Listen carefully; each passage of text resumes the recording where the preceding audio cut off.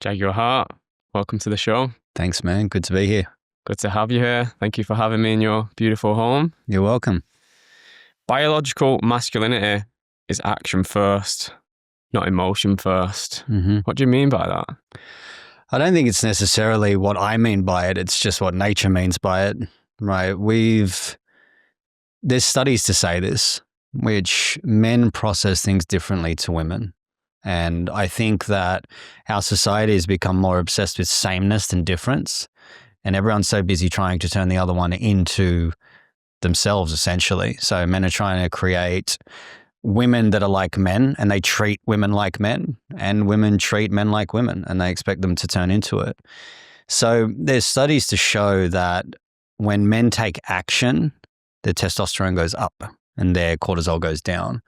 Constantly emoting and focusing on feelings continually actually increases rumination, increases anxiety. And we see that men become I don't really like the term weaker or softer, but for lack of a better term, they become weaker and softer. And so biologically, we're meant to take action as men. That's why you see the most satisfying things for us is when we solve problems. And I believe that masculinity is the psychological software of the male biological hardware. And I just don't argue with nature. And I think we're in a world that argues with nature. Yeah, that makes sense. And what do you think, is there a level to how emotionally intelligent a male should be? Obviously, because I see it as you've got to be emotionally intelligent to know what you're feeling, to then kind of use that on how to act. Yeah, I mean, emotional intelligence is thrown around a lot. And what I see is when women say they want an emotionally intelligent man, those women are usually the ones that have a very low emotional capacity. Okay, so emotional intelligence is just being able to be aware of your feelings, have a relationship with it, but not be ruled by them. And so what we see in society is that it's feeling focused. So when a man is just constantly feelings focused, he's unreliable. He becomes unstable. He becomes a person that people can't depend on. We're seeing this. You see viral videos online of a woman getting robbed and the dude will run away. He's in his feelings. He's taking action, but he's not taking action in the right direction. He's running away. So when we look at this from the point of emotional intelligence, I've said this for a while now, that the most important thing a man can be is contained. If you're spilling out everywhere and don't know how to manage your emotions, you have children, you have a woman, you're just going to make everyone feel unsafe. And so I believe it's really important to be able to remain solid, stable, calm, and strong for the people around you. That will mean, and I'm going to use a word that is going to probably fire some people up, but you're meant to suppress your feelings. Now, this is not about suppressing your trauma. This is not about, suppressing your anger from an enmeshed mother relationship. Go to therapy and deal with that. I mean, if you're just having a frustrating day and your woman's upset and you explode, those things need to be dealt with. But just waking up saying, I'm not motivated, I'm tired, I'm sore from the gym yesterday, I had a big day, I didn't sleep well, that stuff's meant to be suppressed so we can take action. We shouldn't be listening to that kind of stuff within us. Yeah, so a lot of self-reflection, a lot of self-discipline is required, I guess, to be able to realize how you're feeling, what you're doing, how you're acting, and then make the changes from there. Yeah, I mean, look, let me ask you, how many times have you woken up, you've got a young child where you've been tired or haven't slept properly because of that, and you're like, I don't want to work today, or I don't want to do something, or I don't want to get to the gym, but you do it anyway. That's what I'm talking about, taking action and suppressing those fleeting feelings. Big trauma, deal with it. Fleeting feelings, suppress and take action. Yeah, I have to agree with that. You have to step up and step into the next level. That's what having a daughter did for me. It made me realize I can't just mope on how I'm feeling, and I can't just keep making excuses and lay in bed. I've got to start pushing myself, got to start setting the alarm at 4:30. I've got to start getting up before they get up so I can do the things that are going to help me regulate my emotions, that are going to help me be a good, safe container for them, for both of my girls, because Mama's going through her emotional cycles each month, and I've got a little daughter who also is learning and growing and feeling all of her emotional feelings. And for me as a man, I feel it's important that I can stay calm there for them, not try and fix them, but just have the space for them to cry and be there to support them. So, yeah, I think it's super important to, be aware of them emotions and be able to navigate in a, effective way. Yeah, I think what you're talking about is capacity. Capacity to be able to shoulder the responsibility of making sure that everyone around you is grounded, is safe, and is reassured. That's, in my opinion, that's how you get a woman to trust you, is you be reliable. You don't be reactive. You don't be emotionally explosive. You don't have a short fuse or a short temper or can't tolerate things. Now, if we go down into a feelings first society, men are going to be always focused on their feelings, and they're going to become the very thing that, women don't need. It's funny because women say, I want a man that's in his feelings and, et cetera, all those narratives. And what happens is they get that and then they don't like it. No woman wants a child. If they do, it's because of probably had a difficult upbringing. But men are really encouraged these days to act more like little girls than men. Mm. It's interesting, that, isn't it? Where do you think that comes from? There's a few things that it could come from. And I do believe that it's not even really belief. The evidence is there. There's an attack on masculinity.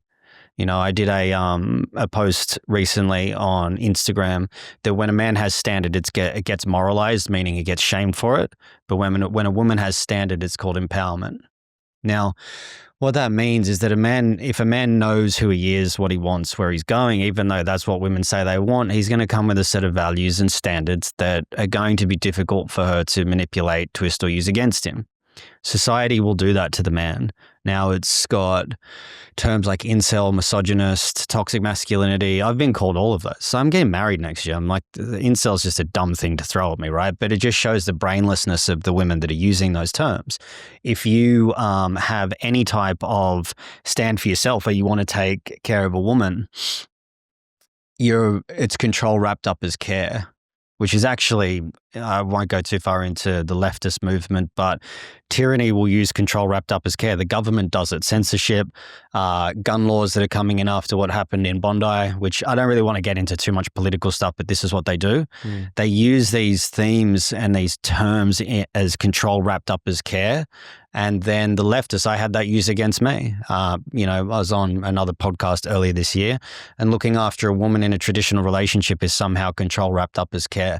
That's manipulation and accusation with no foundation. If you're doing that, that'll get exposed pretty quickly. But the genuine protectors and providers there, that's an attack on them. And it's only ever said by two types of people. The women or the boss babes that just want to take out the men so they can make more money for themselves and get more status, or the men that can't provide. The men that can't protect and provide will call the protectors and providers control wrapped up as care. So there's been an attack on masculinity for a while. You look at the double standards in society. You look at the UK, they're initiating boys through, I think it's like a misogynist course so they don't become misogynist. Why aren't women being put into that? You look at online hatred, women are worse towards men than men are towards women by a long shot. I've caught more abuse and death threats and all of that from women than I have from men. So if we look at that, like where's the equal standard? Where are little girls and women taught how to treat men? Doesn't exist. So we're in a society that tries to attune the male to the female, which is in an inverted toxic parent-child relationship. The mother will try to force the son to be attuned to the mother, when it's really the parent should be attuned to the child, not the other way around. Now, that's not to say that women need to be attuned to men, but it should be an equal split. And we see in society that this is being pushed pretty hard at the moment. So there is an attack on masculinity, and it's been going for a while. You rarely hear the terms toxic femininity or misandrist or anything like that that's out there. It's coming out now, and I think there will be a big pushback. So I'm going sort of off in a few different avenues here. But it's essentially been, to put it down into one sentence, it's if you take out the males, they're easier to control, and then women get the power, and that's what's happening. And do you think that's operated by the higher ups? That might be a woman, or I don't want to get too conspiratorial on it. I just look for what I see in society and whoever it's done by. I mean, there's theories out there which is, women stayed home and they needed to tax half of the workforce, so they created the feminist movement. There's elements of it that came from the Goethe Institute and the Frankfurt School back in Germany in the 1920s, where the literal lines were to make men the oppressor and women the oppressed. There's a good book called The Hateful Creed by, I can't remember who wrote it now. It's a pretty big insight into the existing movement. I'm not talking about equal rights, like that's fine, equal rights is good, but the all-out assault on men at the moment is pretty high. And it's big here in Australia too. Like we're a pretty woke country. And you see what happens when a nation becomes feminized, it goes into chaos. I think Aristotle or Plato said this, or Socrates, I can't remember which one it was, said, masculine republics give way to feminine democracies and feminine democracies give way to tyranny. When the unconscious mother or feminine psyche rules, the world turns to chaos, and our world is in chaos at the moment. So what do you think we need more of? Order. Strong men and order. Yeah, there's not enough role model men in the world. Well, we've been divorced from rites of passage. So women cannot initiate men. As much as they'd like to say that they can, they can't. They have no idea how to do it. The problem with men is being raised is too much feminine energy, exposure to too much feminine energy. The statistics are there. 80% of youths in America come from single mother households. Also absent fathers are just as responsible for not looking after their children. So this isn't a one-way street, but 4% of American inmates come from single father households. 76% of them come from single mother or step parent with the mother. So if we start to look at the common themes with it, and I've been saying this for a few years now, and it's starting to come out into the narrative. But if we look at, the biggest impact on young boys, it's exposure to too much feminine energy, like I said. So if you break apart the family, where the father's involved and the mother's involved, and they're in a healthy, cohesive relationship, kids turn out pretty well. So I think what we need is a move back to the family unit. That's really what I think is the strongest cornerstone of a good society, is the family. I have to agree with that. It's very challenging having a child, and it can test the relationships. And I feel that's why it's super important for both the man and the woman to take a look at themselves and how they're acting, what they're consuming, what they believe in, who they, spending the time with, what energies are coming in, so they can actually take accountability and they can be aware of what effect you're having on your child. And that was my biggest kind of leverage point, was what's my role now as a man? Because in this modern day society, it's kind of confusing when you don't have healthy masculine role models around you that can guide you and show you. It's needed more. Do you see any examples of a healthy masculine role model in this day and age? In the public sphere? Yeah, look, I lean more towards traditional masculine role models. So you take flavors from each one. I like guys like David Goggins. I like guys like Jocko Willink. I think Joe Rogan was a good one. I don't know where he's gone now. I haven't watched his stuff for a while.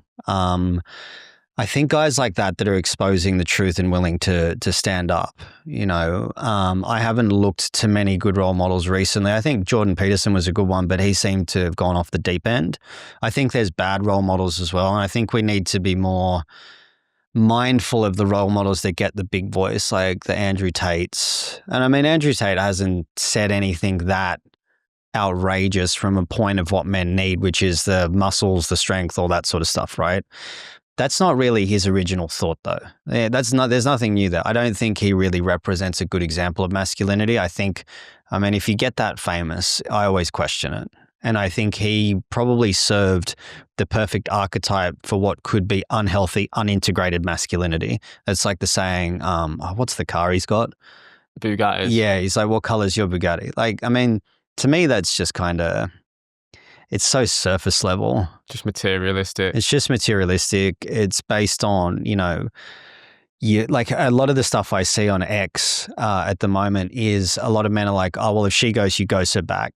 A lot of the masculinity accounts out there are very much pulled into the feminized frame. So they see masculinity through a feminine lens and they don't know it. A lot of like big profiles are at the moment, like Scott Galloway. He's one. He's sort of like a leftist that's been put into the position of being the voice for the masculine at the moment, but he sees masculinity through a feminized lens. When boys are told or taught more so to relate to themselves from a feeling perspective by the mother, they will see their masculinity through a feminized lens. So the mother will be like, "Oh, you sad? What are you feeling? It's okay, come here." The father's like, "What's going on? Okay, cool. Now what do you want to do about it? Let's go do something with it." They're two very different worlds for a boy. And the latter has largely been lost. So to go back to what I said earlier, it's not so much about who are good role models in a public sphere, but rather about where are the actual initiated elders in the form of men to take the younger boys into their care and to help them be exposed to initiated masculinity. Initiated masculinity to me is taking on a hard task, going from boy to man psychology and splitting from the mother. This is in tribes throughout history. Men need to split from the mother, and we haven't done that. And we live in a cultural devouring mother at the moment that wants to erase masculinity. Most boys are raised by single mother households. Teachers are mainly women. Therapists are mainly women. And we're talking 70, 80 percentile. So there's an overexposure to that. And we're seeing that in the world at the moment, but you know, it'll correct back. It's on its way.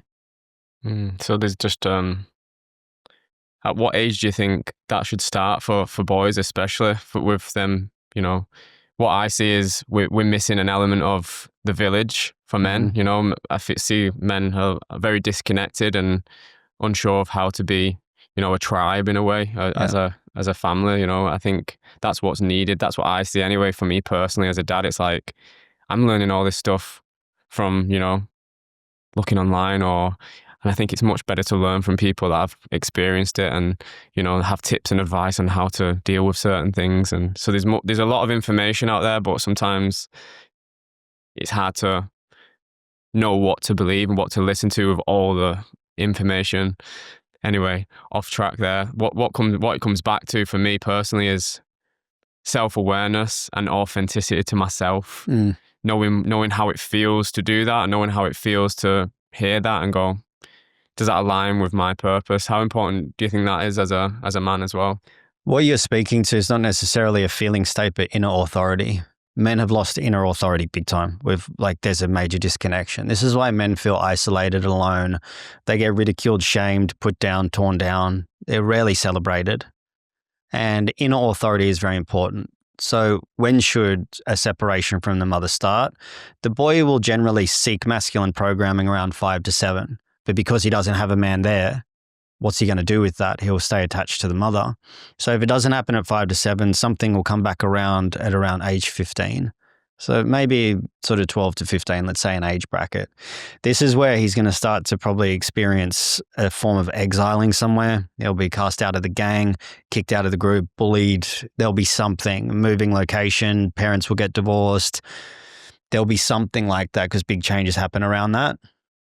Then it's going to happen again at 25. 25 is where he'll start to probably want to seek purpose. There'll be a major breakup or a heartbreak that comes through. Sometimes he'll become a father.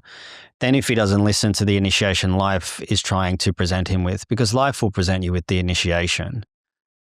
Men are the ones that need to help the boy in a healthy way, but life is going to do it for you anyway. And then the big one will come around 35. And then if you really don't listen, 45 to 50 is where it's going to mess you up. That's where you get cancer. That's where you have a heart attack or a stroke or an aneurysm. All of those come from the heart, stroke, and aneurysm. They come from repressed anger due to enmeshment with the mother and anger towards the mother that the guy's suppressed, and that will show up as health issues later on. So 5 to 7 is where ideally it should start. And that just means to be taken with the father and that programming and that exposure starts to happen. Now, a lot of people, I get it every single day. I get multiple messages. How do I help my son? His father's not around. There's got to be uncles, brothers, grandfathers, martial arts. Find someone and start early. If you don't do that, at 15, what's going to happen is a program is going to activate called I Don't Belong. and then he's going to get kicked out of the gang, like I mentioned, and this will happen at school. This is why some guys leave school at 15. They go find a trade. They'll drop out, or they'll start partying and taking drugs or experimenting. This is why this happens, because they're seeking a sense of belonging that they haven't been initiated into. 25 onwards is where a more purpose-driven lifestyle will start to come in. But again, life will come for you. Life will initiate you if you don't listen, and it will be in the form of crisis. And the crisis gets bigger and bigger and bigger the longer you delay it. But you will be forced to do it, because life wants you to evolve into what nature provided for you, which is to live in your maleness. That's the journey that we're on. Why do you think it's them ages specifically? Is there a method behind that, or? I don't know. It seems to be inbuilt into our programming. It's a good question, and I've never really looked at why those ages. I mean, there's major changes at 15. There's major changes at 25. And from the studies that I've seen, the male brain matures somewhere between 30 and 35. And we could look at it archetypally, which is men will want to evolve through different archetypes. There's a really great introduction to that in the book King, Warrior, Magician, Lover. Generally, the male will want to start to evolve into the king at around 35. So let's say he might go through the lover archetype at around 20 into 25, and then he'll want to go into the warrior from 25 to 35, and then 35 onwards to the king, and then probably 55 into the elder, or the wise man. And it just seems to be part of the natural evolution of what we're here to do and why we exist. Those ages, I'm not sure, but they seem to be pretty common with all the men that I work with. They've gone through that. Yeah. Yeah, I'm just thinking about what, if there is younger people listening to this, and I'm sure there's a lot of young men and even older men that are probably still feeling that they're not fully in touch with their biological masculine role in this world. I mean, like you said, for a young boy, just take them to martial arts. That'll teach them discipline and how to be respectful of other men. It'll teach them, a lot of good traits as a man. The first thing that a mother should do is teach the boy self-sufficiency. So when I talk about splitting from the mother, it triggers a lot of people. The most surprising one I've seen is how many men get triggered by it. The most abuse I cop online now is from men. I've never copped abuse from men online. But now that I talk about splitting from the mother, the amount of triggered men, which just speaks to exactly what I'm talking about. If you can't be with the fact you need to split from your mother and you're a proud mummy's boy, like you got work to do. Like that's not what a woman wants to hear at 28, 30, 33 when you're thinking about getting married and he's like, I'm a proud mummy's boy. It's unhealthy. And so the first thing that the mother needs to do is help the boy to understand a sense of self-sufficiency. This is in both, male or female, doesn't really matter. You won't have to necessarily split from a good mother. And what I mean by that is she will see the child opposite to her and separate from her, whereas most women as mothers will see that the child is there to meet their needs and won't want to let them go. Even to the point, and this is in the book I and John by Robert Bly, which is a fantastic resource for people wanting to understand this journey. And unconsciously, sometimes the mothers can turn the boys against the fathers to maintain the affection of the boy, meaning when the husband's kind of on the outs, she makes the boy the surrogate husband. I've seen this, more times than I can count. So self-sufficiency is developed by the good mother or the good parent, okay? He doesn't need to generally split from her because she'll say, I need you to go and do your thing. You can have a beautiful relationship with that mother. With devouring mothers or neglectful mothers, they're the ones that the relationship's going to get rocky if they try to make sure the boy is the source of her affection. Now, splitting from the mother doesn't mean exiling or becoming estranged from the mother. It means becoming self-sufficient from the mother at a young age and then becoming gender opposite to the mother as the boy grows up. What practical ways can you do that? Which one? Self-sufficiency or both? Yeah, gender and gender opposite? opposites. Like for someone on a practical level, what would be some steps to start, even as a grown man or even as a young boy? Is it the same kind of steps or? Yeah, so self-sufficiency, I would say and I encourage women to do this a lot, is go drop their son off at martial arts, preferably jiu-jitsu, because he'll wrestle with other boys. It's excellent for boys. But leave and don't stay there. I saw this with a woman that I knew. She took her son to jiu-jitsu. He got headbutted in the first lesson. I don't think he split his lip, but he ran off the mat to her, and he ran off the mat to her 3-4 times. And I said, you need to leave him so you're not there. He needs to learn self-sufficiency. Anyway, did that a couple of times, and then his behavior started to change. Like, he would stop running to her as a source of comfort. Now, mothers that are devouring or too connected, as this woman was, finds that difficult, and that's okay. But that's how you start developing self-sufficiency. Drop him off at jiu-jitsu and leave, and come back and get him later. He'll start to develop autonomy. Even though it'll be small, that's the best way to do it. The other part with the gender opposite, and this is it's a bit more challenging, because you have to identify the 3 things that you hate within your mother, and every boy's going to hate parts of his mother. And those traits are going to be within him, and he needs to go and become opposite to that. So it might be, the mother might be overly nurturing or overly affectionate.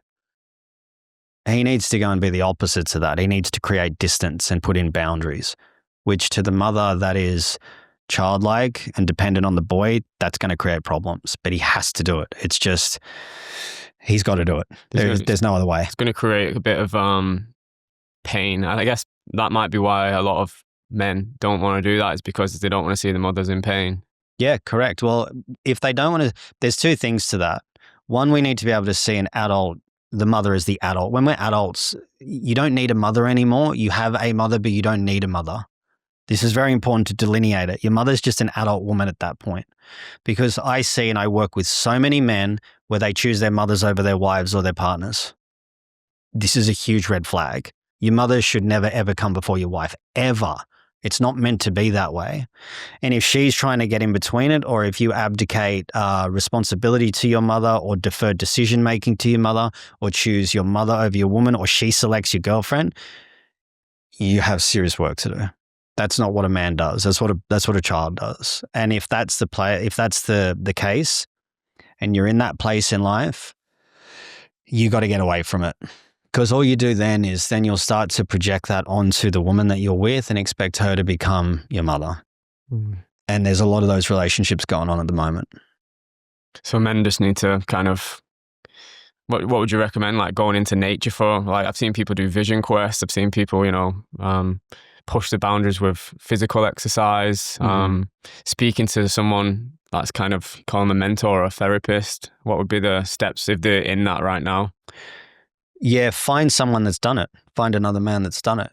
My men's group specializes in this. This is the one thing we focus on, is splitting from unhealthy feminine dynamics and splitting from the mother, while also dissolving programming in the subconscious. So there's going to go through different steps depending on age. First is self-sufficiency. That's the first thing you got to do. So if you're still getting money from your mum, if she's still making decisions, if you're still living at home, you got to get out. You have to get out. Like, you can't be living at home at 27, 28.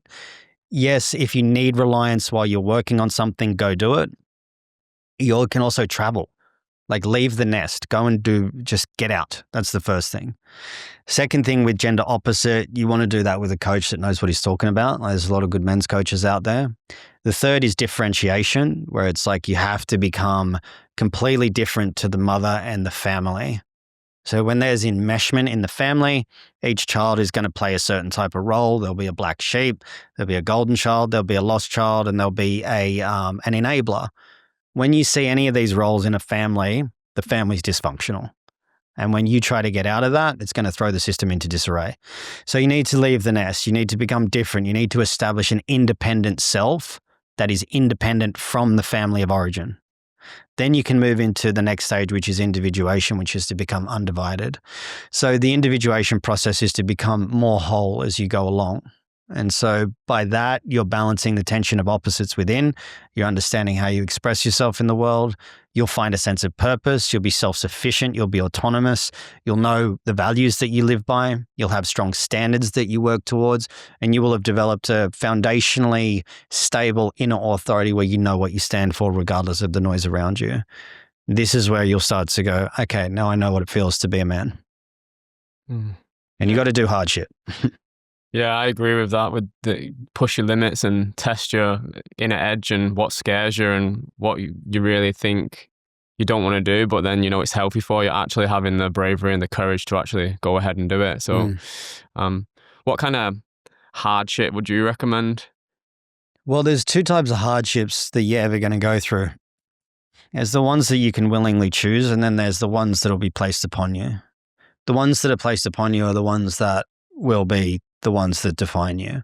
So we talk about hard things, like most men are like lift weights, eat well, get sunlight, whatever. All that's so foundational. Yeah. On X, most of the masculinity accounts are like that kind of flavor.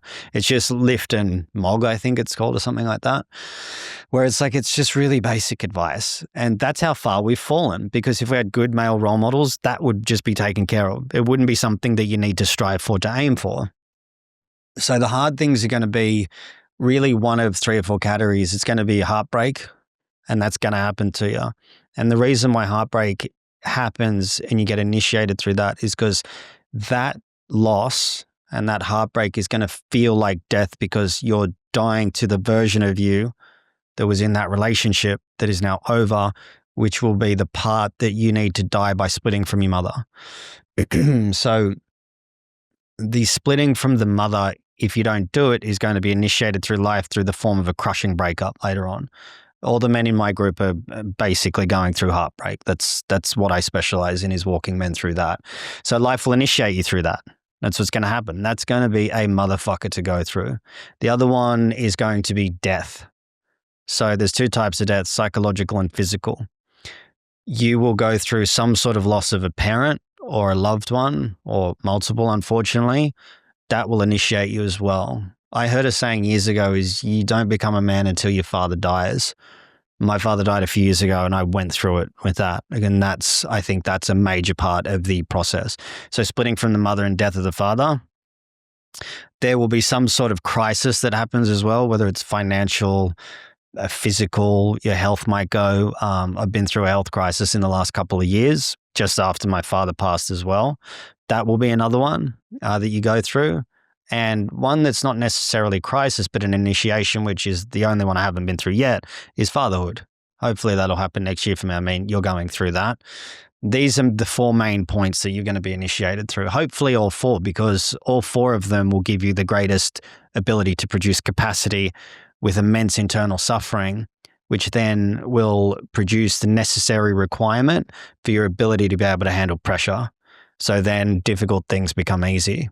And so, my woman, who we're getting married early next year, and hopefully we'll have a child, hopefully by the end of the year, or at least pregnant.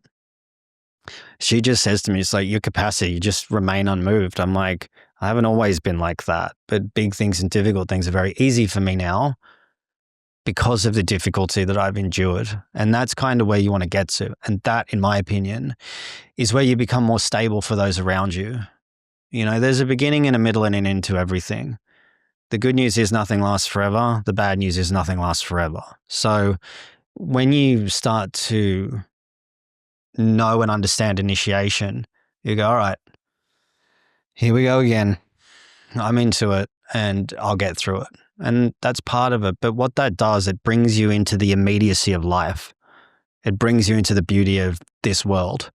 It just makes your experience with life so intimate and so rich that it becomes powerful. You see things differently, and you realize that this reality is so magnificent.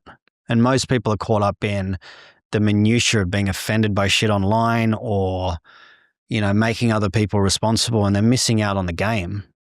And once you start playing the game of reality through initiation, man, this life is spectacular. There's nothing better. There's no other place I'd rather be. And when you get that, like, you get pulled into life in this, like I said, the richness of the intimacy of being with life and having an intimate relationship with reality, man, it's initiation gets you there. That's why it's really important. Yeah. So a lot of men, especially, I think, need to really like push themselves and prepare for these events because they're inevitable. You know, death is going to happen. I don't think they teach enough about how to deal with death, grief of death. You know, crisis, chaos. Is there anything that we can do to prepare for that before it happens, or is it just inevitable? Because, you know, it's interesting that a lot of transformative events in people's lives usually come when either someone dies or when a tragic event happens or when something huge happens. Is there no way to like, how do you tune into the signs before that happens, or is that not possible? Everything happens at the perfect time. Yeah, I mean, there's a precision to this reality, but let me ask you, do you think you could have prepared for becoming a father? No way. It was a massive, massive shock. And I experienced the death of my old self, which was painful. And it was a shedding of a skin, a shedding of a belief system, a shedding of a lot of different things, which it was challenging to do by myself. And this is where kind of vulnerability comes into it for me, because I've experienced that where a child comes and I should be so happy and feeling good, but I actually felt lost. I felt unsure of how to be, unsure of how to show up. Why do I feel so sad? So I actually prayed and, you know, put it into the universe. I actually need help. I need guidance. I need a man to kind of teach me a way of how to deal with this, how to step into my new role. And that man came into my life and taught me how to honestly, it was the thing for me, which is why I asked about vulnerability. It was me being vulnerable and going into myself and realizing where this pain and trauma was and why I'm feeling so sad. And it was just an old version of myself, which I had to release. Yeah, great, man. But I get where you're coming from with vulnerability. It's good to find that with somebody else first, so then you can go back to your family and become a better version of yourself. Did the guy that helped you have kids? Yeah. Yeah, see, that's what I mean, right? So find someone that has been through what you're going through. So you could read all the textbooks, you could read everything. There's a limited amount of potentials that you can prepare for without walking through it. You know, I've got one of my best mates has got 4 kids, and I'm like, bro, when I have a kid, you're going to be on speed dial. You'll have a 5th kid in the form of me going, what the fuck do I do with this, right? But I know going into it, I know that for the first 6 months, all my needs go to the bottom of the list where I just look after my woman and my child, right? I know that she's going to need certain things. I've understood and I understand about postnatal depletion and depression, okay? So how the body changes, what she's going to need, the psychological changes, the hormonal changes, how the environment changes, you know, even things about waking up in the middle of the night. I can look at all that in theory, but I haven't done it yet. But you can prepare as best you can for it, but nothing's going to prepare you like walking through it. And I think that's a beautiful thing in life, because if you could just prepare for it and go, okay, now I get the experience, you're not going to get the full depth and breadth of the amount of changes that happen as a result of going through the fire. You know, sitting by the fire is not going through the fire. It's different. So I think that stuff is really important to realize that it's coming, that you can't avoid it, that every single person goes through it. Every single person's got their tragedy. Every single person's got their cross to bear, so to speak. We all do. It's just how you think about it, how your mind processes it. Some people fall into, this keeps happening to me and it always happens, and the victim mindset. But I've started to now go, right, well, what are you trying to show me? Like, what do I need to work on? And it happens every day, even with having a child. I think having a child is the biggest lesson of, what do I need to work on? Why am I getting overwhelmed right now with all of this emotion coming my way? What do I need to do? Go for a run. Yeah, move, do something. Also, you know, one important thing is when difficult things like that come up and you're overwhelmed, train yourself in the way that you approach it. I even had a situation with my partner. She was really upset one night. And when nighttime comes around, men actually go through like a cycle every single day. So women go through it every month, men go through it every day. And by the end of the night, you know, we're we're ready for rest. And, she was upset about something, and I think I did 2 podcasts and 3 one-on-one sessions during the day. I was at capacity, right? And she came up and sat next to me, and I was just silent. I was holding her through it, and she was just having a moment. And I found myself, even in my own mental construct, I'm like, I got nothing to give here. But what sort of man am I going to be is when I have a child and I go, I've got nothing to give and I can't be there for them. So I sat there, I let her get it out, I held her through it. And I just realized it was a good opportunity. It was a good opportunity for me to say, and I said this to her, I said, look, babe, my capacity is full at the moment, but my battery is low, but I'm here for you anyway. What do you need? And I just said to myself, she needs me right now. So I just got to put my needs to the bottom of the list. And within 5-6 minutes, she was fine. She got it out. We hugged and she just thanked me for it. And those are the moments where you get better. It's not when you have boundless energy and, it's early in the day here. So, we're probably full of energy, you and I, and it's, yeah, let's go. I'm ready. I'm motivated. It's when you're tired and worn out. It's when you don't have capacity. It's when your battery is low. It's when you're burnt out. When you can step forward into situations that most people will go, I don't have time for this, or I'm tired, or blah, blah, blah, whatever, where you can say, I don't want to be here, but this person needs me right now and I'm going to do that. That's where you develop the skill for that. Yeah, I agree with that. It's on the tough days, just to find the motivation. And for me, that's my child. And that's been my biggest turning point is I need to keep going. I can rest, but I need to keep going. And in that moment with your partner, that might have been all she needed. It's just you there, quiet. I realized that watching my partner go through a home birth, I'm like, I feel so helpless right now watching my partner go through so much pain. And there's nothing I can really do other than go, you've got this. You're nearly there. For 12 and a half hours, I said that. If you're nearly there, you've got this, and just walking her around. So sometimes it's the being there, being quiet, having a shoulder to cry and just listening is sometimes what your partner needs. Man, that you said it perfectly. Most men try to fix the problem because they can't be with a woman's emotions. Capacity and expansiveness and space to be able to be with her by not taking it personally, by breathing slowly, just holding her through it. And, my partner even said to me, she goes, you're not saying much. I said, baby, I love you, but I got nothing at the moment, but I'll hold you through it. Yeah. And a good thing for men when they're in that is to just say one line, they need me right now. Men want to be useful. This is how useful you can be. And it feels good once you've solved it. It's, masculinity is conflict conquering machinery. We want to sort out the problems. We want to overcome the conflict. We want peace and we want to be empty.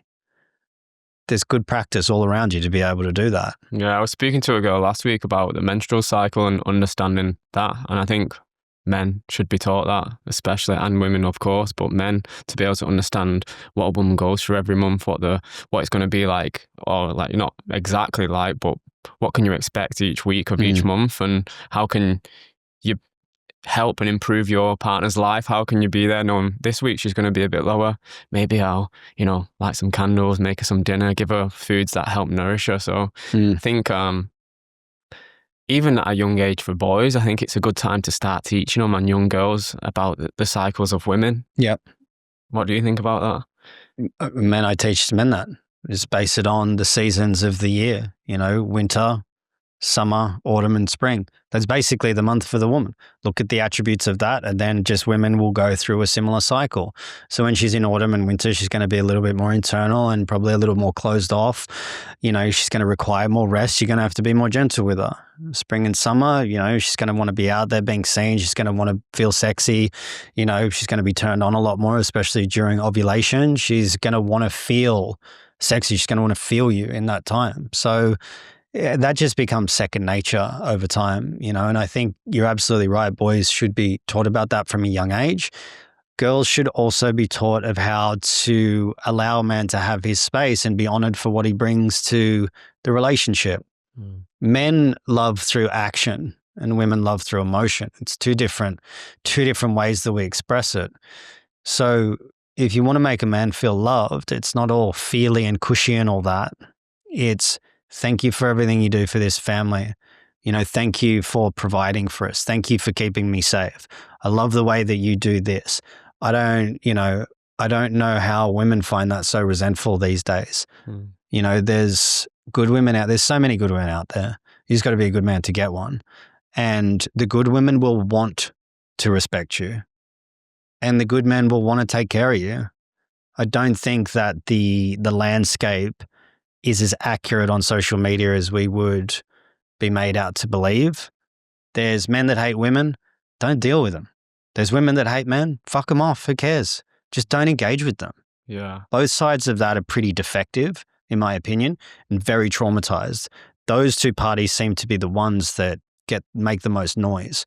Whereas I know every single guy that I know, with the women that they're with, you never ever hear the term misogyny, toxic masculinity, incel. They never insult men. You just just don't deal with those people. It's pretty simple. Yeah, it's kind of like what energy you're putting out there is what you're going to see. How much you put yourself through, how much you've experienced is what life is going to present itself to you, to see if you're going to make the same mistakes, or you're going to recognize it and go, wait a minute, I've seen this before.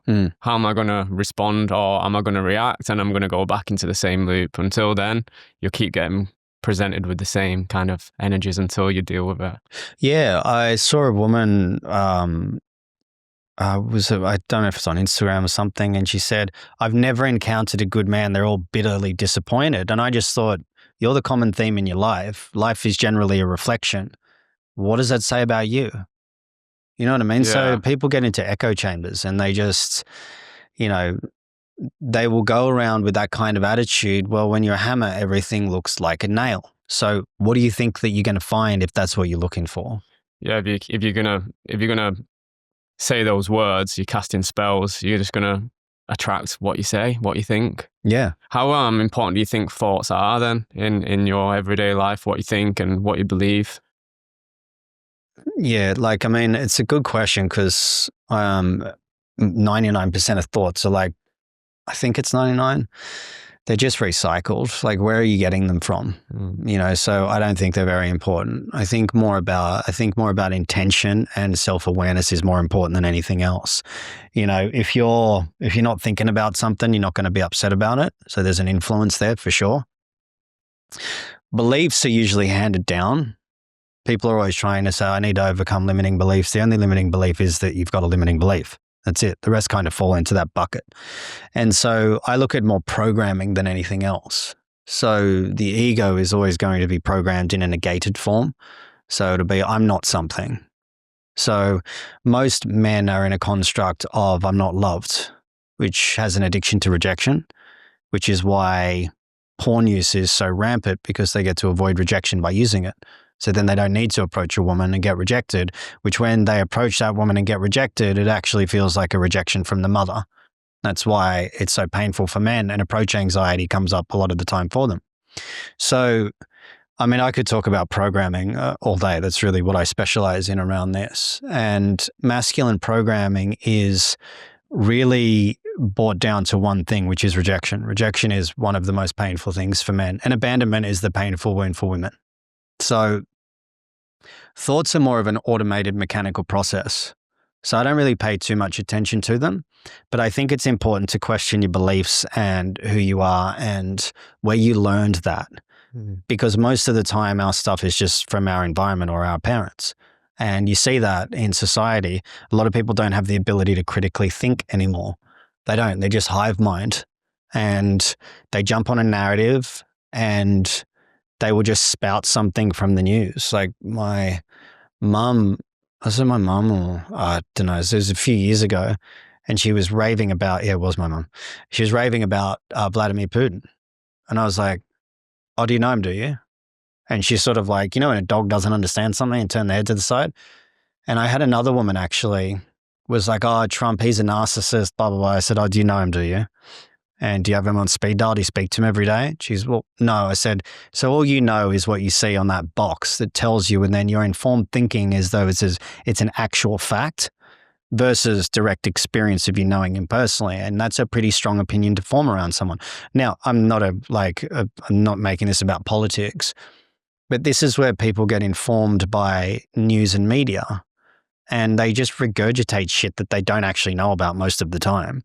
So I think that's really important to understand that and to look at that and say, I actually don't know that much about that. This is why the stuff I talk about is it's myopic. It's very focused, because everything I do with men, I've walked through myself. I understand what it's like to have a devouring mother. I understand what it's like to grow up in a system of abuse. I know the process to get out of it. I've walked thousands of people through it. But I'm not going to start sitting there and telling women how to be women. I don't know what it's like to be a woman, despite the ridiculous narratives about anyone can be a woman. You can call yourself a woman. That doesn't mean you're a woman, and it's important, really important for me that I walk men through things that I've walked through, and I just stay in my lane. Outside of that, I don't really bother wasting my time responding to anything else outside of that. Yeah, people trying to be experts in fields that they're not experts in, and yeah, anyone who tells me stuff that they've seen on the news or on the media, I just tune out. I can't. Or learnt in a book, like a textbook. Yeah, I think stuff like that. It's unless you've got real world experience and you've walked through it. I had a friend of mine whose daughter has an eating disorder, and he's like, "Oh, can you help her?" I'm like, "It's not my field, but I know someone that specializes in that because she went through it." So I just sent them to her. So I think that's really important. Direct experience, I think, is coming back as well at the moment. And I think people are armchair experts now. They haven't done the work. They haven't actually faced themselves. And they take most of their stuff through the media. We see virtue signaling everywhere now. It's just kind of gross. Why do you think people aren't ready to face themselves? You just think some people in this life will never? Some people just aren't on that path of becoming the best version of themselves? Yeah, I just don't think everyone's got the courage to do it. I think that victimhood is very satisfying for a lot of people. People love being the victim, man. They love it. To me, it's sorry for them, yeah, they get something out of it. It's so much easier to blame everyone else for the world's problems, because if you start to go, hang on, let me think about this. And I say this to people, I'm like, do you ever wonder in life, wherever you got problems, you're always there? You're the centerpiece of your life. But if you pull on that thread, it means you can't blame anyone. And blame's a very powerful mechanism to justify anger. And it's very easy to spew anger and tear someone else down and go after someone just because it makes you feel good. If that makes you feel good, you're probably a psychopath, right? And there's a lot of psychopathic, narcissistic behavior that's magnified in our society. And you'll see the people that do that, they're the ones that engage in teardown culture. Whereas the people that are getting after it, they don't have time for that. One side is a victim, the other side is responsible. If you're not taking responsibility for every single part of your life, you're a victim. That doesn't mean that what's happened to you is good. Doesn't mean that you need to condone that. It doesn't mean that you need to promote violence or anything like that. But whatever's happened to you, it's your job to clean it up. And then you just become a better person for the people around you. And I respect people that do that. I don't respect people that just cry victim and tear others down. To me, they're losers. And I just don't have time for them. With where you're at today, you must have had to have gone through a lot of pain, a lot of struggles. Do you remember the turning point for you? And when, obviously you would have had to gone through a phase where I'm not saying you must, I'm kind of asking, was there a point where you realized that you were still attached to your mother and you had to break that yourself? And was there a time when you realized you're not acting the way you want to? Do you remember that time specifically? Yeah, look, I made heaps of mistakes, man. A lot. The mother stuff, my mother and I had an adversarial relationship for as long as I can remember. My family was very much the product of narcissistic enmeshment, with my mother being the narcissist. That term is thrown around a lot these days. My ex is a narcissist. It's all out there. Generally, the people that have dated 5 or 6 narcissists, they're not been narcissists. You do one and it'll push you to the edge of what you know. That's an initiation in and of itself. But I was always very defiant with my mother. So my splitting from her was much easier than someone that's enmeshed from a really deep emotional perspective. But what happened was it landed in me unconsciously. Now, I mean, this is a pretty complex topic to go into, the splitting from the mother. But my thing was I was like a real playboy. I was kind of a mix between the bad boy and the playboy, which these are just maladaptive structures that we form to protect ourselves. Now, the womanizer playboy kind of archetype that happens is a result of still an unconscious enmeshment with the mother, because the narcissistic mother will not let anyone leave. So what happens is they will essentially break the heart of the child and start to colonize the mind of the child by making sure the child doesn't know what's theirs and what's hers. So this creates a blurred meridian between what's mine and what's hers. And my mum did this with all of us, and she would use gaslighting, manipulation, tricks, all sorts of stuff to keep us off balance and not confirming our reality. Now, what happened, that manifested in me because I fought her consciously from and I'm talking 3-4 years old, man. I was very stay away from me from a young age. But what happened by becoming the playboy and the womanizer, unconsciously, that was a structure that my mum had instilled in me, because the playboy and the womanizer never commits. And by not committing, that means unconsciously I'm still loyal to her, so I don't choose another woman over her. This is all unconscious. You're not walking around going, oh, okay, well, I need to do this. But the gift of it was once I broke free from that, and I had to attract in someone like her to break me free from it. That's how precise life is. Same way that you ask life for help, brought in a man that's helped you a lot and helped you with your initiation. Life initiated me through a narcissistically abusive relationship, which nearly killed me, actually. It pushed me to my limits in all functions. And then after I completed that, now I'm with the woman I'm going to marry. And the commitment to that it's just a natural byproduct. So this is how the mother, the devouring mother, can operate within boys. It can be unconscious. And so the part for me was I thought that I'd split from my mother many years ago, but it actually hadn't happened until I brought in someone that was real vicious psychologically and emotionally, and that pushed me into the structure to break free from it. Now, because I was very defended and very guarded, I wasn't really aware of that. And so life sent me the necessary force to break down the wall within me to crack me open, which was an immense gift. It was, that relationship was one of the greatest gifts of my life. I wouldn't recommend it to anyone, and we're not friends, and I don't want to know her personally from a personal level because she's vicious. But you could say, even if you went to a deeper level, maybe spiritual level even, there was a gift in it. There was a purpose in it, and I can see that. And so, I honor her for that on a higher level, but not necessarily from a personal level. Yeah. And so that was my initiation through that. Now that's what I walk men through now. So that was the gift of it. So the behavior that I engaged in, which was, there was a lot of street violence, street fights, hanging out with just a bad crowd. I've said it on other podcasts. I don't need to go into specifics of it. But why that was... There's two things to that. I take responsibility for it. The two biggest mistakes I actually made were in getting involved in that kind of behavior. I'd never do it again. I'd channel it properly. And sleeping with women I didn't care about. Those are two things I would never do again. And the reason I did that was because of the environment that I grew up in. So I don't condone the kind of behavior. I teach men not to do it. I encourage men to go to martial arts instead of being violent in the streets or somewhere else. I don't encourage any of that. That stuff is fucking stupid. Yeah. And when you actually have the right men around you, they can initiate you to help you manage that in the right way. And I think relative to that, I found myself unconsciously just trying to keep everyone away. So it was I got the tattoos and I had a pit bull and I was, hanging on the edge of some bikies and gangs and things like that. This is all pseudo-initiation. And it was all because I wanted to keep the world away. I did martial arts for 15 years, wanted to be a professional fighter. All of that was because internally I was scared. I didn't want to let anyone near me. And so what I realized with that is all of that was just these maladaptive structures to the way that I grew up.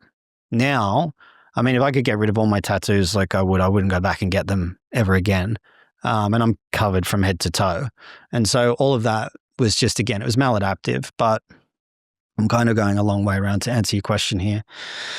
But yeah, my splitting and behavior, the splitting I thought I'd done, but my behavior was a direct result of the environment that I grew up in. You know, one of the things that I see is when children are problematic, they're a result of the parent. And that's easy for me to sit there and I go, blame my parents and, you know, whatever. But it's true. You know, I just think that parents have a massive role to play in it. You traumatize a child, they're going to act traumatized. What do you expect? You know, I mean, I don't have a child yet, but I know you do. That's a sacred obligation. And that needs to be treated as such. Your job as a parent is to steward and guard them, not hurt them and destroy them. And that's the system that I was in. So it makes sense as to why I operated the way that I did. But again, the gift of it is now having a mother like I did, is I selected a woman that's the complete opposite. It's so gentle, so soft, so nurturing, so maternal, and she's going to be an incredible mother when we have our children. And so my job was to go, okay, cool. Thanks, mum and dad, for teaching me everything I shouldn't do. Yeah. And it propelled me into who I am. So my mum was like my sensei in a way. You know, the young kids that go through difficult martial arts training, they usually hate the trainer, but when they get older, they go, okay, yeah, I understand what they were doing now. Now, did she understand what she was doing? Probably not, because I got 3 other siblings that she's broken, that are really suffering because of her. So I don't think it was as benevolent as a martial arts teacher that's disciplined. I think it's definitely a little more malevolent, but life seems to balance itself out. And it was a monumental gift. It made me who I am. And I'll be a better dad because of it. 100%. Yeah. And looking at that, is like you said, you don't want to blame your parents because they've just been passed down their beliefs from their parents, and then they've been passed from theirs, and it just goes on and on and on. So it's actually better to, you know, see them from a lens of they didn't know fully how to deal with them situations. They might have been doing the best with what they was doing, to then look at what they taught you not to do is what I do as well. It's like, that's a really good way to look at things that happen to you that are quite painful or that are not within your authentic field. It's like, that's teaching me how not to be, how not to speak, how not to act. And who I'm not as well. That's the most important thing, is it teaches me what not to do, but it also teaches me who I'm not. I'm not that guy. I wasn't that. That was just an automatic response to how I grew up. And I think what's important about it is to go back to what we said. I don't blame my parents for it. Yes, they're responsible for it, but I don't blame them. I cleaned up the mess. And this is to go back to what I said earlier. Men need to take full responsibility. Well, women too, really. Men and women need to take full responsibility for their life. Otherwise, they're being a victim. So while I was a victim of their behavior, I'm not a victim in my consciousness around it. I don't blame them for it. And, you know, like you said, it just makes you better when you face it and you do the work and you don't blame people for it. There's no benefit of blaming anyone anyway. Like I said, it gives you full power. You can take your power back. You can go, what can I actually do now to become better from this? My dog got pretty badly attacked last year on the beach by a monster of a German Shepherd. I got bitten twice in the attack, and I was more trying to fight the dog off. And I think my dog and you've met my dog, he's got the sweetest disposition. And he had puncture wounds in him. He got bitten a few times. If I hadn't tried to stop the dog, the other dog probably would have tried to kill him. I got bitten 3 times in it. And instead of blaming the guy, well, in the moment, I nearly fucking knocked the dude out, but because the dog was off the lead and shouldn't have been on that beach if it's capable of that. But I said, this is my fault. I was walking with him off the leash. I trusted all the dogs around him. It was my fault. I wasn't keeping an eye on him. I was on my phone writing a text message to a potential new client. That was when I took my eye off it. And I saw out of the corner of my eye, saw the dog stand over him. I was like, this is going to get bad. And I was just about to go for it, but I was finishing a text. I threw my phone down and went for the other dog to pull him off.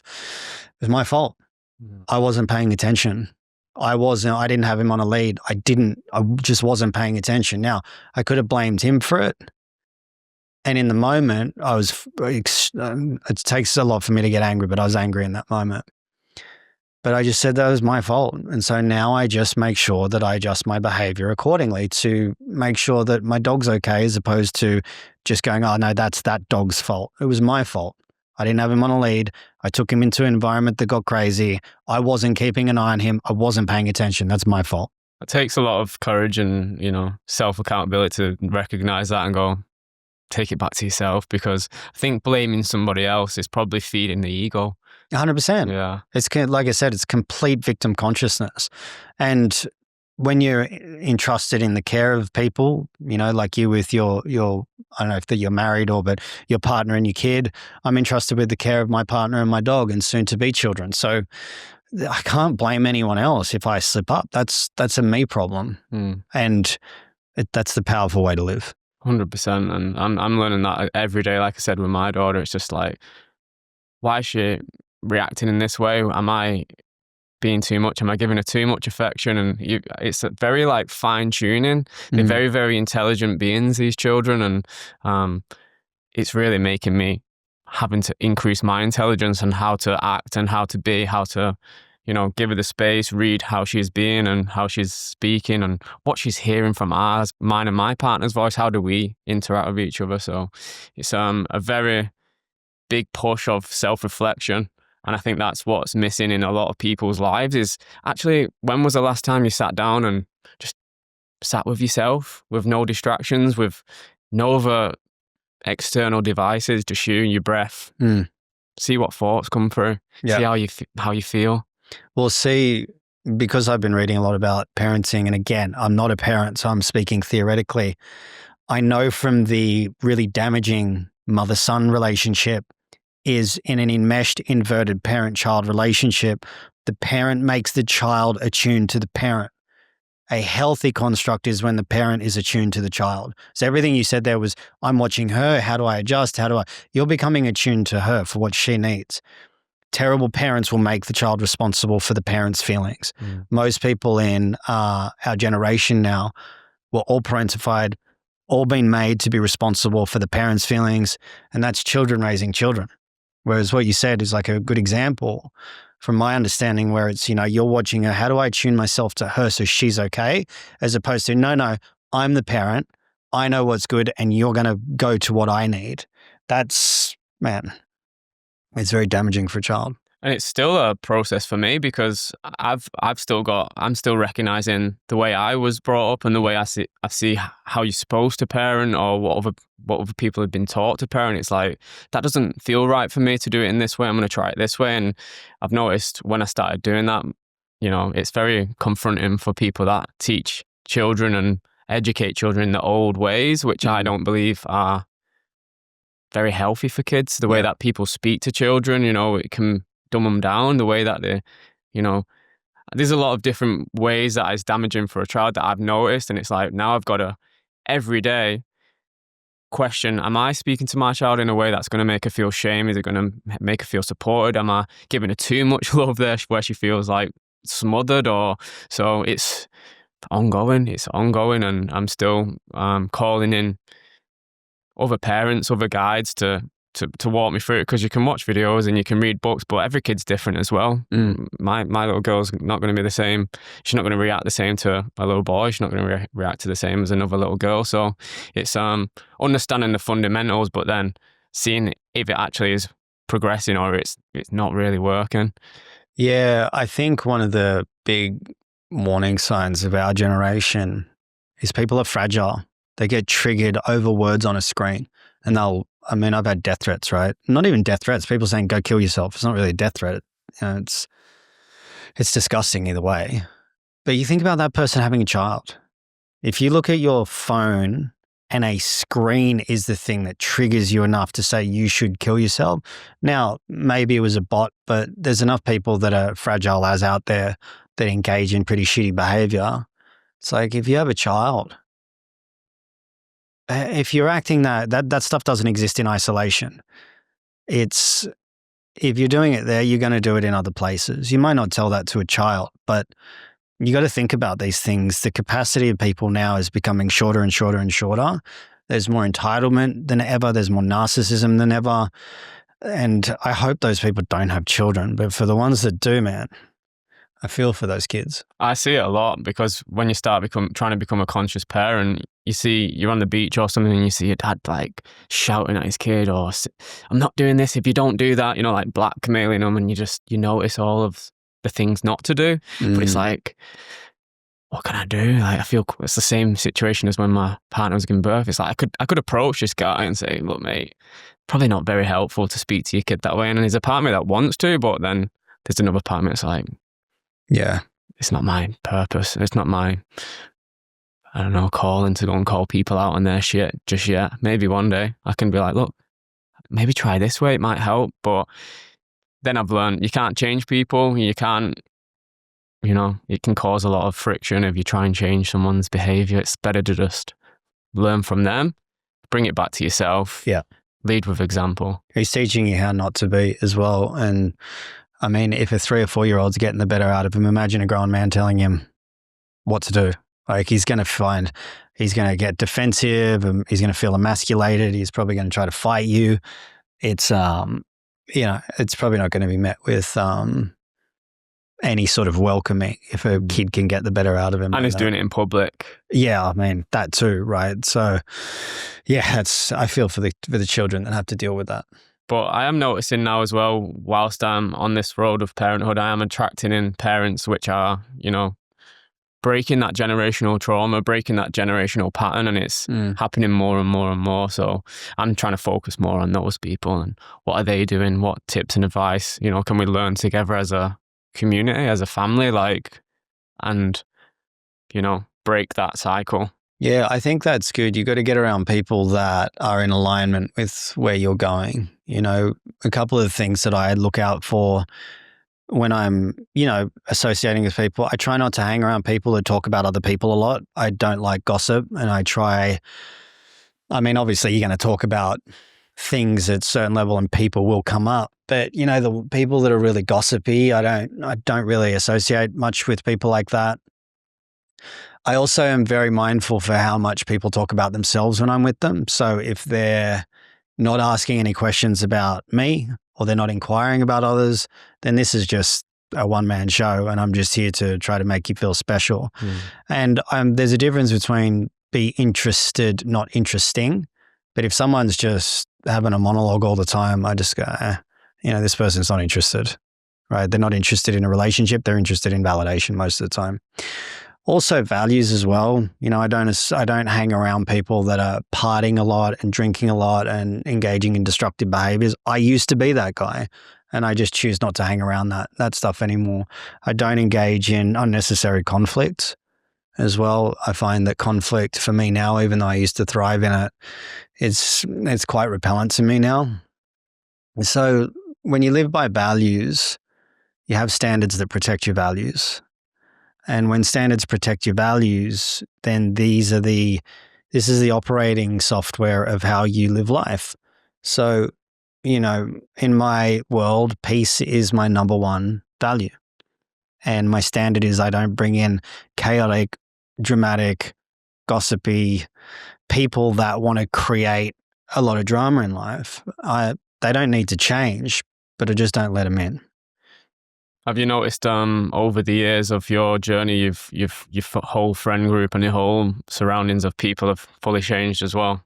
I think when you're on the path, that happens. When you're doing the work on yourself, that's kind of natural.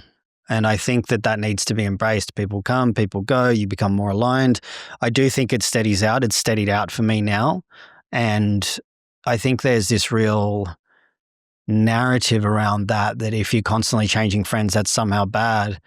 But I look at my brother, actually, he's had the same mate since he was 14. There's not been a whole lot of evolution in that group. Even though they've changed and become different, there hasn't been much change. Like, you can't grow that much when you're just around the same people all the time. If you're around 4 people that drink, you'll be the 5th.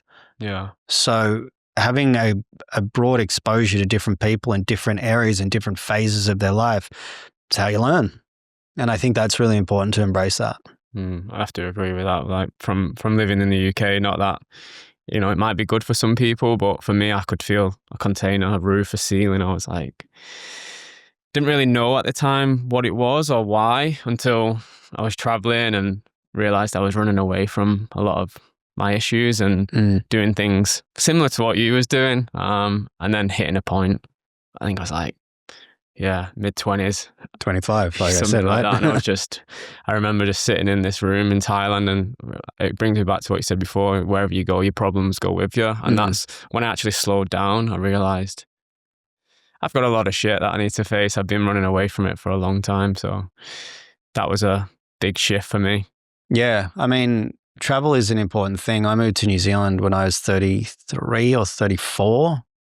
No, 34, I think it was. And right on that 34, 35 cusp, because I was just, I was with the wrong people. You know, I was partying, drinking, doing drugs, womanizing, all that sort of stuff. And I'd spent a few years getting away from that.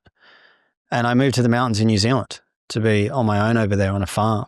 And I didn't have Wi-Fi, I didn't have a television. I sat with myself for 7 months. And then I figured out, I need to go and study psychotherapy. So I came back and did a degree in integrated psychotherapy. And then I'm like, well, this is pretty useless, this information. So I need to go into the coaching space. And that's what I did. And that's the way that it came about, by sitting with myself. And it's hard, man. It's hard when you first do it because you just want to get away from yourself. But those are the important times in life, I think, and they will catch up with you. Yeah, and I think it's super important to check your environment, check the people that you're hanging around with, see if they're actually trying to help you grow and evolve, see if they're trying to feed you information which is helpful, or are they gossiping, are they offering you drugs, are they offering you, alcohol, which is just going to suppress your evolution. Well, I always say this to people as well, is that don't base the quality of a friendship on how someone is with you when things are bad. Base it on how they are with you when things are good. There's a very different outcome. Like, people don't mind if you're suffering and you're going through shit and you're having a hard time. But when you're doing really well, watch to see who's your friend then. You know, I've dealt with that too. Envy and people not wanting me to have what I've earned, you know, which I've done all myself. No one gave it to me. And then the envy or the spite or the whatever starts to come out. And I just go, cool, man. Like, that's not for me. Thank you for showing your true colors. Yeah, exactly. So that will be, you know, you'll really see that. And I mean, this is big in the feminine psyche as well, man, is, you know, I've said this for a while and it's uncomfortable, but no one treats women worse than other women. When a woman has what another woman wants and she doesn't have it, man, you'll see the nastiness come out, because men will be overt in the way that they approach things. Women will be covert. And this is coming out more and more as well at the moment. You know, the body positivity movement was a big one with that. Like, where someone is, you know, severely overweight and they're like, you're a goddess, you're a queen, you're beautiful. And it's like, you're unhealthy. Why are you telling someone that is probably on the verge of diabetes and severely overweight and a candidate for a heart attack that she's beautiful and healthy? Like, that's just a lie. You know, and these things, I've seen them a lot, and I don't want to speak for my partner, but it happened to her a lot. And it really comes out in women against other women. Like, there's some real nastiness there. And that's another thing that needs to be brought to light. And the cruelty of the nature of some women needs to be brought out too. You know, men are blamed for pretty much everything in society. Not a lot of people want to talk about the cruel aspect of the feminine psyche. And just as men can be cruel, women can be just as cruel. You know, and we look at that from statistics around children. You know, childwelfare.org, women are the biggest abusers of their own children out of anyone. It's a statistic. It's fact. And people are uncomfortable with that. So we have to confront all of this in order to be able to heal from it, so we can create a better life for our children, for the people that we love and care about, and create a solid society. Yeah, I think more conversations are needed like this, and even in a group with women as well, so we can learn from each other. You know, I think that is what is necessary, is lessons on how to be a healthy male and lessons on how to be a healthy woman, you know, a healthy female, and then bringing that into unison. I agree. And that's why, like you said, these conversations are important. But I think when men behave badly, everyone behaves badly, because men really are like the pillars and they're the structure. And so we definitely need more men moving into mature masculinity and manhood. And for the men that are, listening to this and, are listening to public narratives about that, like that'll correct itself. These performative allies and nice guys that are out there that take on the plight of women in the hope to get sex, they're the worst, most dangerous guys that you can associate with. You need to be around the initiated males, and just by osmosis, you'll start to know what masculinity feels like, and your biology and in your bones, you'll feel it. What do you mean just by osmosis? Just by environment, proximity. I have a friend of mine, actually, we were having a conversation a while ago, and I said to him, what do you think the biggest marker of success is? And he said, proximity. So by virtue of the people you're around, you will heal, you will change by osmosis. So like I said earlier, if you got 4 friends that drink, you'll be the 5th. If you're around 4 solid men that have been initiated, you'll be the 5th. If you're around 4 super successful business guys, all of my really close circle is super successful. Most of them multimillionaires, most of them on point, on purpose, or all of them are on point, on purpose. All of them are married. I think 2 of them aren't fathers, but they're still married. So, that's where I'm in, because that's the reflection of where I'm at. And I think that's important to understand. So just go and spend some time in nature with men that are initiated. Go to men's work that is actually doing the initiation work, not crying and screaming and doing ice bars. That's not initiation. That's just the ice bars and training hard and wrestling and grappling. Just go do that in your normal day-to-day stuff. Look for the men that are actually initiating other men and that are going through a proper initiation and have done the work themselves. What does a proper initiation look like for you? Crisis. So how would that look in a men's circle? Dissolving subconscious programming, because you have to leave behind everything that you think that you know. So with guys that will be going through a breakup, if some guy comes in and his woman's left him because he's cheated or something, we have to go through that. So you need to accept that this is over. You fucked up. And this is what you're going through at the moment. You need to separate from this and deal with it. So we'll deal with the grief. We'll deal with where it came from. We'll deal with the splitting from the mother. We will walk him through that. And it might take a week. It might take 6 months. It just depends on what his journey is. But he'll have the support of other men going through it. He'll need to open up in front of all the other men where I work with him one-on-one to dissolve the constructs. And sometimes that will be hard truths. Just a guy yesterday that's in the group, he sent through some messages of how he was talking to a woman and he was way too grabby and all this. And I said, you're being feminine. Stop it. And he's like, oh shit, like it was confronting for him. And I said, stop doing this, and stop doing this. She wasn't interested before that. And then I said, just leave her alone for a bit. You're being way too intense. You're being codependent and sending messages like, I can't get you out of my head. What spell have you cast on me? And I'm like, dude, she doesn't want to hear that. And so anyway, he took some space and then she came back after that. But these are basic elements of what we do. But the big stuff is differentiation, finding a one core value that they need to live by. And if that means that they need to cut off friends, or even some guys have moved country to get away from what they needed to, they face their shit, they go through it, they release it, and they're working towards it.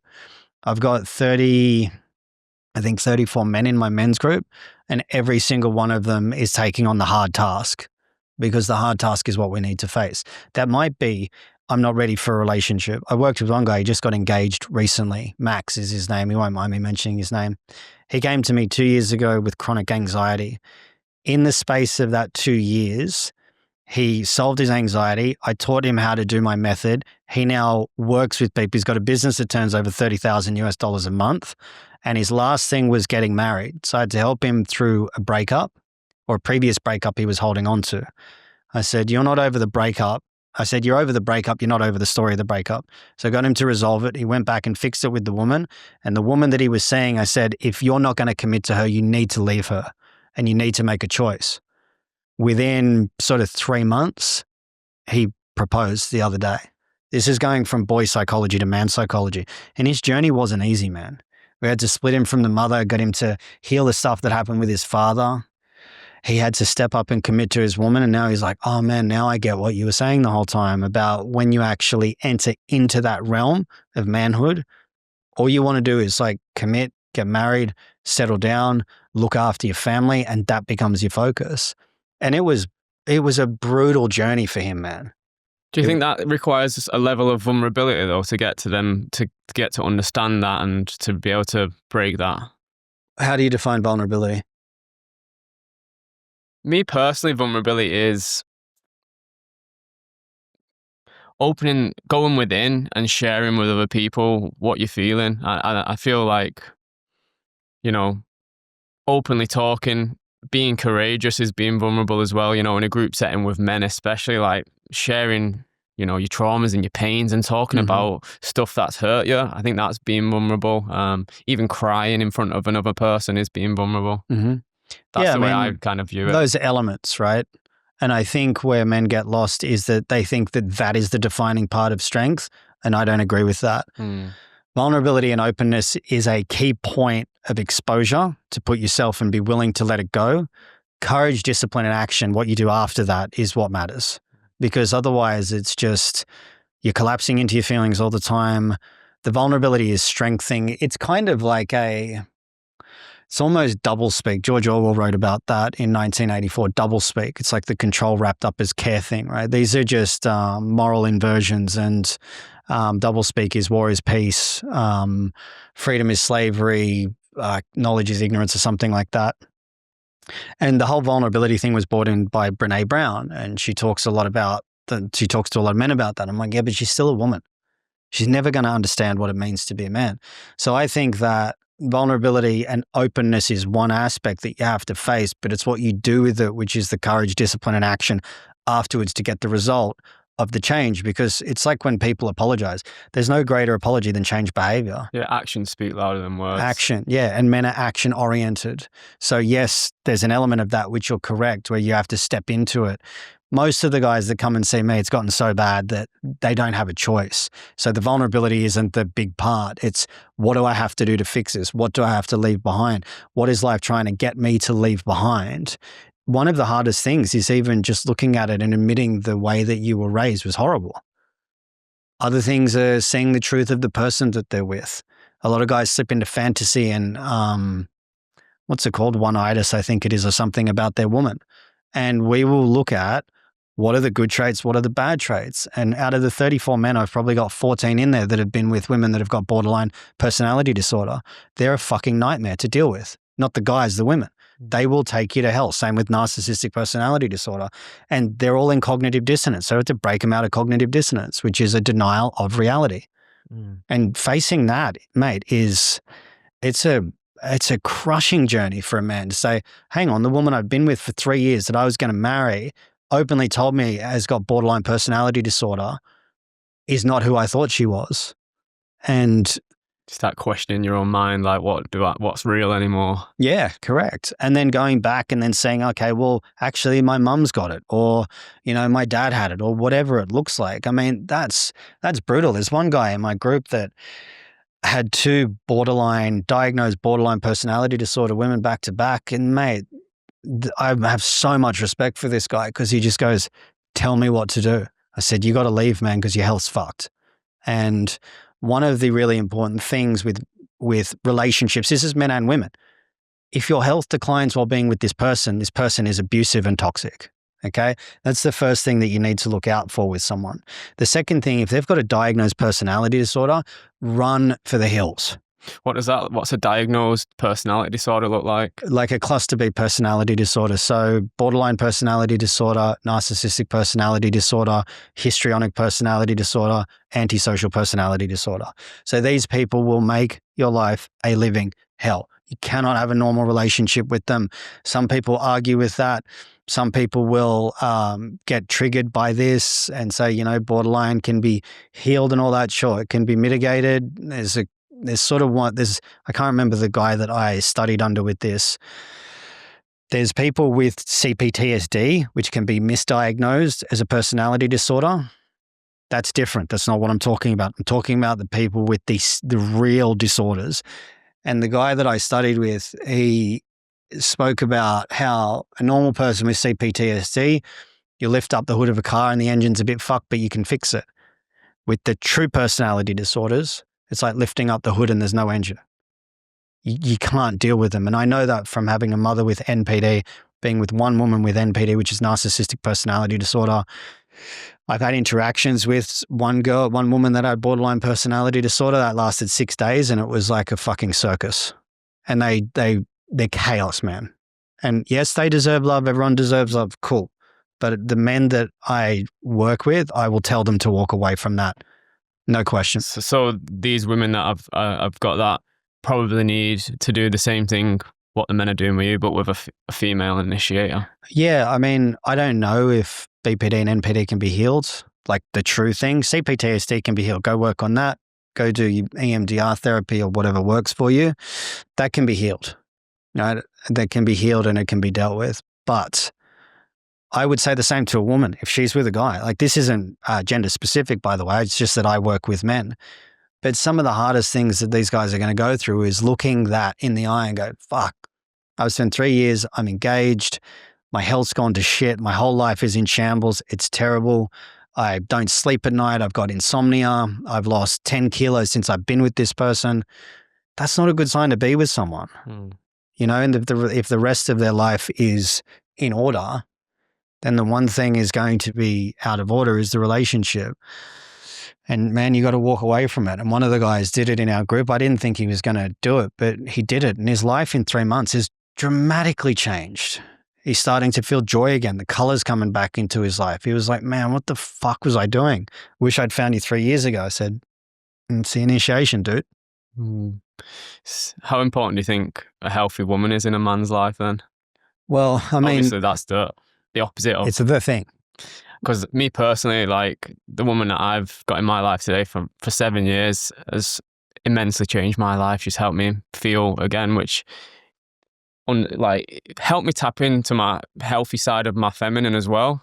Like being able to, appreciate nature and be able to smell flowers and appreciate the smaller things, be able to feel compassion and empathy for people, which at one point in my life I didn't. I was so shut down, numb and just like yeah. So, with that being said, though, she's had to witness me crying and being in that part of vulnerability, which, is sometimes hard to be. And sometimes it's gone on for a little longer than I've wanted it to. But now, with her being there by my side and supporting me, it's shown me that, now I can step into my healthy masculine role. And so, have you ever displayed that kind of vulnerability with your partner? And when we got together, I'd done an immense amount of work already. So there wasn't really a whole lot for me to clean up. I don't really experience the world through crying. It's not really my method. Mine's frustration. So I mentioned earlier that I'd been through a health crisis. I was in a bad way this year. And to answer the question, firstly, like a good woman will make your life that much better. A bad woman will take you to hell. And I mean, this is in the Bible. It says that it's better to live on the corner of a roof than with a quarrelsome woman. And I agree with that. Difficult, bratty, domineering, competitive women they're just a pain in the ass to me. Like, do your thing, live however you want. But I just don't vibe with that. And that's my preference. And like I said earlier, men that have standards like that, I would get flamed for that. But women could say, I want a man that's X, Y, Z, and she gets celebrated. So you want to have one standard, then you're going to get my standard as well. And like women like that, I don't really like them. I don't get on with them. I could be nice to them and kind to them when I meet them, but I'm not going to date someone like that. It's crazy to me that people can, talk badly about you for setting standards of what you don't want in your life and what kind of attributes and behaviors you don't want in your life. I think that should be standard practice for 100%. Everyone. Like, I don't really like that. I don't want to be with someone that smokes. I don't want to be with someone that drinks. That's okay. Yeah, exactly. But for men to have standards, that's absolutely demonized. And for women to have standards, it's celebrated and glorified. And I'm just like, no, there's just things that I don't want in my life. And that boss babe, hard, masculine, rigid, difficult, competitive, complaining woman, I'm just like, I don't want you in my life. I don't find any good reason to really be around a woman like that. I don't enjoy it. I don't enjoy their company. They're quite argumentative. It doesn't vibe for me. And so being around a good woman, it will balance out. I'm masculine. My woman's very feminine. She brings a lot of flowers into my home. Or our home. She makes the house a home. And I love that about her. I don't want to date me. I can be difficult and disagreeable and argumentative. That's why I don't fucking want to be around women that are like that. I'm very well aware that that's who I am too. But she, this year, was like she was the key component in my healing, because I had 2 different types of poisoning. There were days where I would be in bed where it'd take me 5 minutes to get up the steps over there because I'd be in so much pain. I'd wake up feeling the most earth-shattering hangover you could ever imagine. And I used to party and kick it with the best of them. And the hangovers I would feel, and I don't drink, so my body was dealing with toxins. I had major toxic overload from being poisoned. I would have these shattering headaches. I'd end up on the couch in the afternoon, and she took care of me. And credit to her for doing so. And I was sitting out by my swimming pool and I fell into despair, and I was over it, man. And she just put her arms around me while I had my legs in the pool, and I just said, I'm fucking over this. And I was internally saying, I don't know how much longer I can do this. I don't know how much more I've got left in the tank where just my iron will can keep pushing me through it. And I kept showing up to sessions and I kept doing my work and all of that. But it was hard, man. And a good woman will stick by you when you're at your worst. And this year I was at my absolute worst by a long shot. I've managed to put on a lot of weight, but when I came into this relationship, I was 10 to 14 kilos underweight, and I'd lost a significant amount of muscle, and my hormones were fucked. And it's taken me a year, like a solid year of really dedicated work to get back to it. And she would make food for me. She would take care of me. She would be like, what do you need? Now, I took care of her in other ways, but she never complained once, man. She never used it against me. She never got upset about it. Not one single time did she use any part of that against me. And I know a lot of women, and I've had stuff like that used against me before for a lot less. And I know guys that have stuff used against them. And she just took care of me, man. And so it's like the value of a good woman like that in your life is immeasurable. And case in point, there are all these billionaires that were asked, what's the most important investment you ever made to get you to where you are? And they all said, the woman I married. And I can't argue with that. Yeah, I can't argue with that either. I think if once you go through the lows like that and you find a woman that can be by your side completely, you should probably marry that woman. Oh man, like she earns me looking after her. Like I'm the full financial provider. I take care of everything, and in that respect, I get her whatever she needs. If she wants to do a course in floristry, which she did, I pay for it. It's not even my money where I pay for it. It's, some of the assets I own are in her name in case something happens to me. I was worried I was going to die this year. I had heart problems, and I would get like almost like an arrhythmia, but a stabbing in the chest. And so I put money into her name. I put assets into her name to say, if something happens, I don't want to deal with this. And it's funny because I actually had like some really bad stabbing in the chest yesterday. And my first thing was, I need to get more money into her name. So if something happens to me, she's taken care of. That's my first thought. It's not about me. It's about her. And she's earned that, man. She deserves to be looked after. And she's very, very well looked after, not just financially, but emotionally, psychologically, physically. She has everything she needs and more. So, and I love doing that for her. It's nice, man. And it must be absolutely fucking terrifying to like be so close to thinking you're gonna die. Like, what was going through your mind? What was the turning point as well, where you like started to come out of that? Yeah, so I flew over to Western Australia on a holiday, and I was at the airport, and I slipped into despair. And I was saying to myself, I'm like, I can understand why people with chronic illness want to kill themselves. And it was in that moment that I realized I have so much compassion for people that suffer silently, that don't really know what's going on. Fortunately, about a week before that, I found an expert in the United States that deals with amino acids. That's what all those are over there. And I went over to WA and had a holiday, and my symptoms started to slow down a bit. And when I came back, I had the amino acids, and it's been 2 months now on those. And I'm probably back at like 70 to 80%. But this is after like a 3-year ordeal of going through I probably spent $100,000 in 3 years on different therapies and things to try to sort it out. And it turns out I was poisoned. Where was your poison from? Black mold. Yeah, that was, we were talking about that earlier. It was in my lungs. It was in my blood. It was in my head, in my face. It was trying to detox through my body. It was pretty serious. And another type of chemical poisoning as well I had at the same time. So I got poisoned twice, and it was just, it put me through it, man. But the valuable lesson in all of that. So I did a podcast here the other day with a guy, and he said, you've been through it. What are the big lessons this year? And I said that it doesn't matter how much you have. If you don't have your health, you got nothing. And it made me value my health like deeply at a point where I'd never valued it like that before. And also just the power of having a good woman next to you, man. You can achieve a lot. And having her to look after kept me going. The small reserves that I did have, which was probably 5 to 10% of my normal life force, all of that was motivated by making sure I took care of her and also taking care of the guys I look after as well. So masculinity for me is all about sacrifice and looking after people. And when you've got resources, you can take care of people. The more resources you got, the more people you can take care of. And so for me, my men's group and my woman kept me going. Otherwise, I don't know, man. Who knows what would happen? But it was a difficult path, man. Yeah, the universe gave you some real challenges, hey? And do you think maybe it was just to strengthen you so you can be even more supportive to your partner and to these men and offer more? You think that might have been why? Yeah, I think also whenever I go through something like this, it's because I'm meant to help other people through something similar. And I think that you can only really find what you've got when you feel like you got nothing left.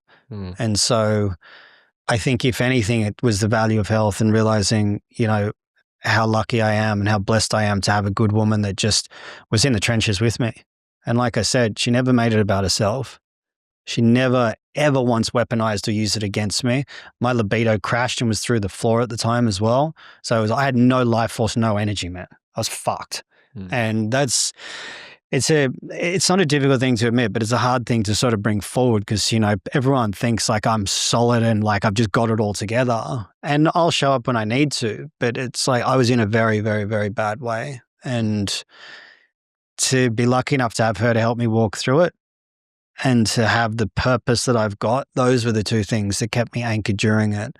I was also lucky to, be very successful and be financially set. So that helps too. That just reduced the pressure, but also gave me access to some great people that will help me. Also during that time, the lower discs in my back ruptured as well. And I had an adductor issue and tore my ACL and my meniscus too. So I was physically pretty bad. So I couldn't pick clothes up off the floor this time last year because of my back. So I was in it, man. You've transformed, man. It's good to see you here. Yeah, I was in it. Yeah. Yeah, it's pretty wild. Holy shit, brother. Yeah, and to be in my 40s and to be going through that, it's like, yeah, I don't know, man. There's something that you find within you when you need to. And so this is why I'll say it, work with guys that have been through what you've been through that can inspire you and know the formula. It's super important. So next time I've got man flu, I'm going to feel so much better about myself. Oh man, like the man flu stuff. It's so interesting that like I've never had that. And this was again back to my mum. Like when I was sick, she'd send me to school. So I didn't have time to be sick. And now like she did help me create resiliency within me. But man, like you get a flu or something like this, go, whatever, man, like fuck. That's nothing for you, No, that's just like, man, when your body's feeling like it's broken. Also, I had, my stomach was distended too. So the inflammation got so bad in my stomach as well, because I had diverticulitis too, which was like, all the black mold was through my intestines. And so my stomach would stick out every time I'd eat something and I would be in a severe amount of pain. So, I mean, I forgot about that too until we started talking about it. Have you cleared is it all gone now, the black mold then? Yeah, it's pretty much mostly gone. Holy shit, I didn't realise how brutal that stuff was. That sounds hectic. Yeah, it was bad. And I'd get pressure in my head as well and light sensitivity. So there were days where, looking into like a light up there, it'd give me a shocking headache. I would sleep for 10 or 12 hours a night and wake up exhausted.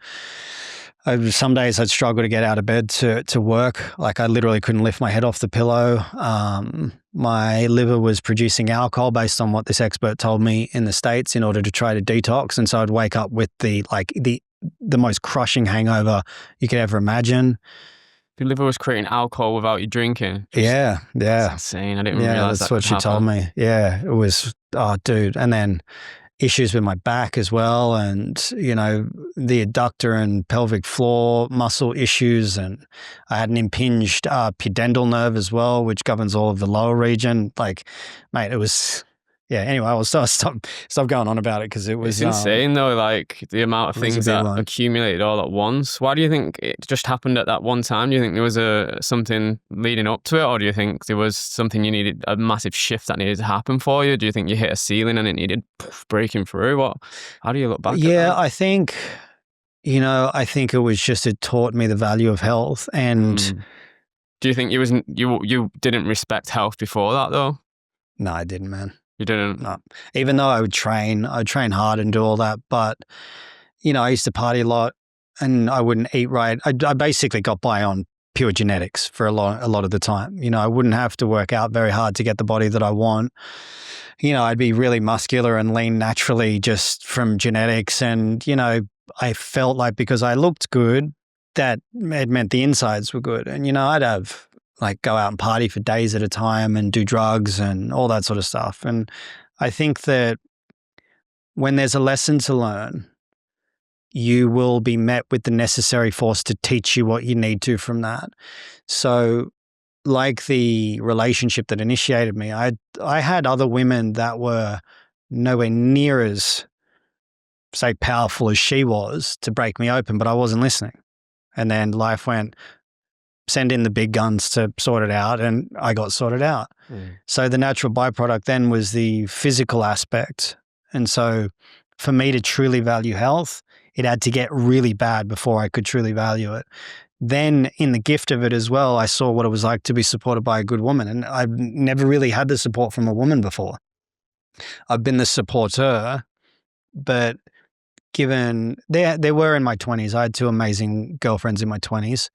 But throughout my 30s, it was just, I didn't really know what it was like to have the support or just the beauty of the touch of the feminine. How did that make you feel? Like, because obviously you're a provider and you give a lot to your partner. How did that make you feel, having to surrender to being taken care of? You know what? It was actually one of the easiest things ever, because I think it was because I was more in that mature masculine space. I realized where, hey, I'm not good and I need the help. And that also lets her fulfill her role too. She lets me fulfill my role. She doesn't get in the way of it. I'm like, I want you in the garden, creating flowers and doing everything you love. She wants the same for me. We're in a relationship where we really just serve each other. And when two people come together to serve each other instead of getting their own needs met, it creates a different type of relationship. So she would thrive in that role of taking care of me when I needed it, just the same way I thrive when she lets me take care of her. So it just really worked. Obviously, I didn't want to be in that position, but life had to just put me under the immense amount of pressure to go, all right, man, you can take care of me if you want, because I'm used to being the lone wolf and taking care of myself. And it's just kind of it's just what you do for each other, man. You would understand this with what you've been through. And I hope all men get to experience that, because, it's transformative, man. To have the nurturing touch of a beautiful woman that loves you is really special. Outdoes, like you said, all of the mindless meetups with different women and all the interactions, it literally is worthless when you find a woman that you can work in unison with, that, you can create actual value, you can go through hardships and you can come out of it the other side, and you can evolve and shed skins together. That's where real relationships are formed, and that's how strong relationships are formed that last for years and years, which is why a lot of relationships are breaking, because they're not actually understanding what each other needs, they're not communicating properly, they're not, checking in and providing for each other whatever they need. So, yeah. Modern relationships are the new initiation. Right? Relationships are where you start to transform childlike psychology. So we see a lot of the big relationship accounts. I don't follow any of them because most of them just give childlike psychological advice. Like, you need to meet my needs or I'm leaving. I don't follow her, but Jillian Tajecki is one of those. She's like, sometimes the hardest thing is to walk away from a relationship where they won't meet your needs. Like, what are you, fucking 4 years old? Like, where are we at a point where it's like, you need to meet my needs, otherwise I'm out? Like, that's what a child does. And I always tell people, just to start the relationship, figure out what that person's need or love language is and meet that every day. Meet it. Joelle's loves touch. So I just make sure I'm super affectionate all the time. I'm not a hyper affectionate person. And so I make sure I do that every day for her. I make sure she feels special and desired every single day, that she feels beautiful. That's what she loves. And so I love giving that to her. She makes sure that, my thing is acts of service. So she does things for me every day. It's just do those, just try that for 6 months in your relationship. And instead of making it about yourself, just make it about the other person. Much easier. Solid advice. You said when you was going through your health phase, you had financial support. How do you feel finances and money come into play with the whole, topics of what we're talking about? How is it interlinked? And how can someone kind of improve that aspect of the life? Money is a really interesting topic. So the financial support was because I'm personally financially set, that I've made myself. So I've just made good decisions, right? And I'm super successful. So it's like, money's not really been a big deal, which helps a lot in that environment. But money is the first thing, in my opinion, when you're becoming self-sufficient, that you should focus on. Most people think money will buy them out of something, but it will only magnify what you're already in. Meaning whatever subconscious prison you're in, money will magnify that. So if you feel like you're not enough, you're going to need your Bugatti, right? You're going to need that shit. And it's nice to have nice things, but it shouldn't be a focus. It should be a byproduct. But finances as a man should be the first thing that you should get in order, for sure. Because if you can't do that, you can't commit to yourself. And if you can't commit to yourself, you can't commit to anyone else. That's the reality of it. But money is a relationship. And so it's not about making more money that's going to fix it. It's about the way that you relate to money. So a lot of people don't know their relationship to money. So for me, money is peace of mind. My number one value in life is peace. You start to see a theme, right? My number one value in our relationship with myself and Joelle is peace. That's why we have a very peaceful relationship. So peace is it. So what does money mean to you? What's the relationship? Who taught it to you? Most of the time, it's going to be pretty directly correlated with whatever you didn't get in childhood relative to one of your parents. So it's going to be based on your attachment style. And this landed for me about 4 years ago, I think. And it was just as funny. It was like it floated in front of me, the idea, and it was like, oh, yeah, that's it. So some people have an anxious attachment to money. Other people have an avoidant attachment to money, so they don't want to be dependent on it. Other people will need more and more and more of it. So money is just another relationship. It's like a relationship to food. It's like a relationship to a human being or a dog or a place or a job or a title, whatever it is. And so it's your job to figure out what your relationship is to money. How do you do that? Well, it'll be evident in how you use it, how you interact with it. Just rather than look at money as like an inanimate object, look at it as an exchange. What does it give you? How do you define it? Why is it important to you? What do you want it for? It's really important. I've had people come to me. I had one person once that did a course of mine a couple of years ago, and they wanted the course so they could make $100,000 a month. And they said, oh, can you guarantee that I'll make $100,000 a month out of this? I said, if I could guarantee that, I'd charge you $1 million for it. But it was $2,000 or something. I said, but you'll likely in the course figure out the part of your identity that makes you think that you need $100,000 or that $100,000 will help you buy your way out of your identity. It won't. And most people that want to make $100,000 a month for the sake of it are just trying to impress other people.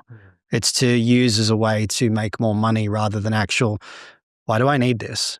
What is this for? And do you think that then shifts the frequency that you're emitting when you start focusing on why you need it and what you're going to use it for? Mm-hmm. And then it gives it out to the energetics of the money universe, and then you start attracting it that way. Yeah, 100%. And you'll see that satisfying work is more rewarding than money.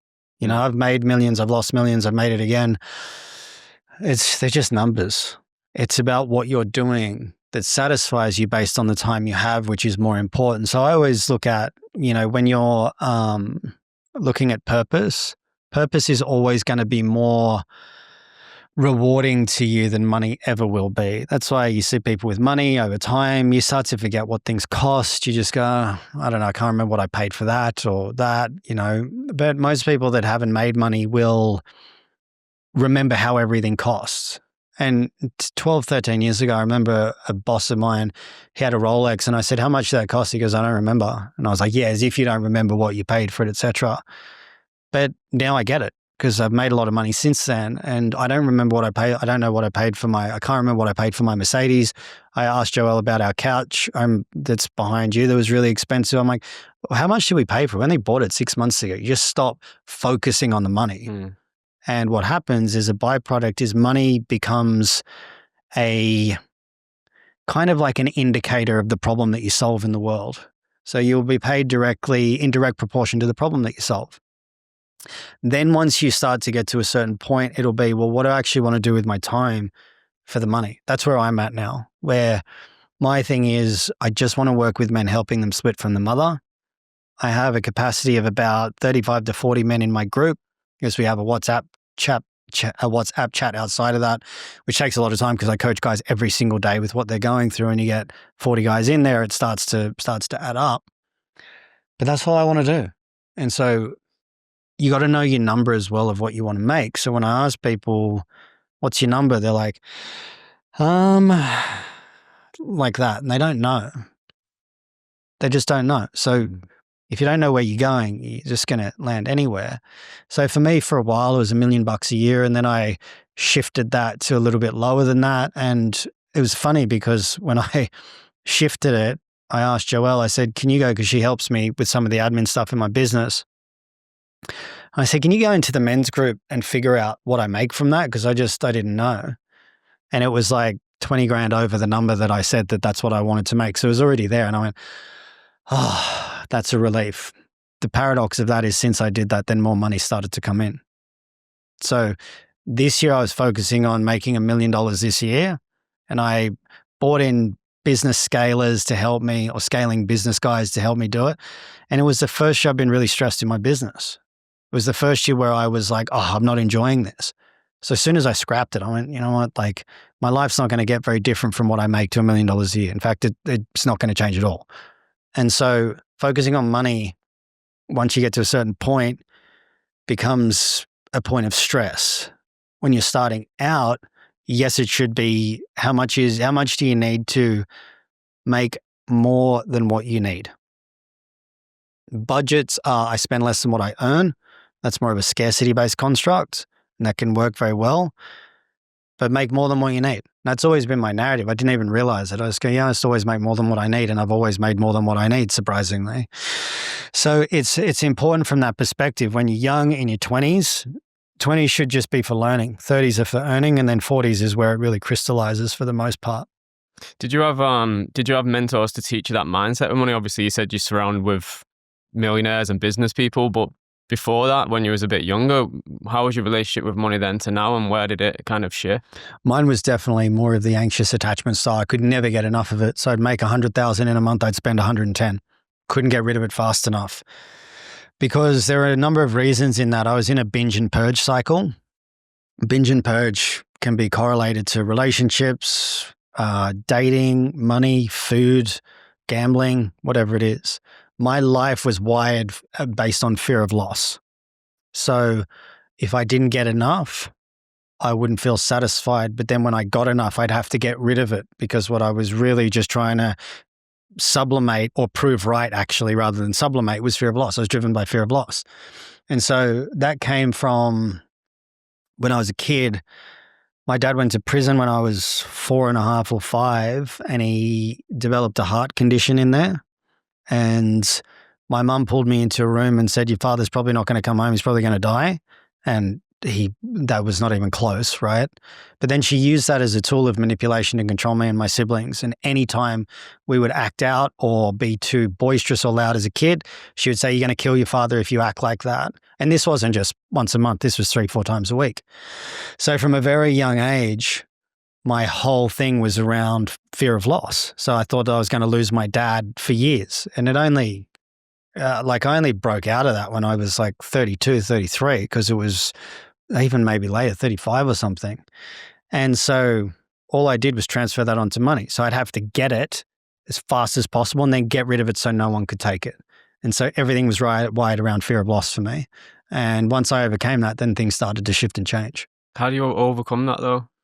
Well, the thing is with fear of loss, how I overcame that was a woman came into my life, super intense relationship. This is like 7-8 years ago now, I think it was, 7 maybe.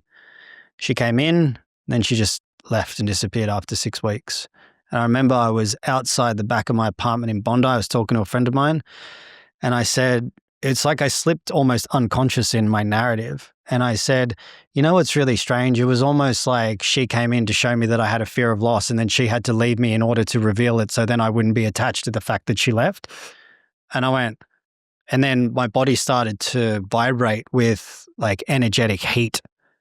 And it was like I popped and it was like chains came off me. And so what I'd done is I'd brought a woman in that would have to leave me so I could see fear of loss. Once I put those pieces together, the shift in awareness opened up and then it was gone after that. Never came back.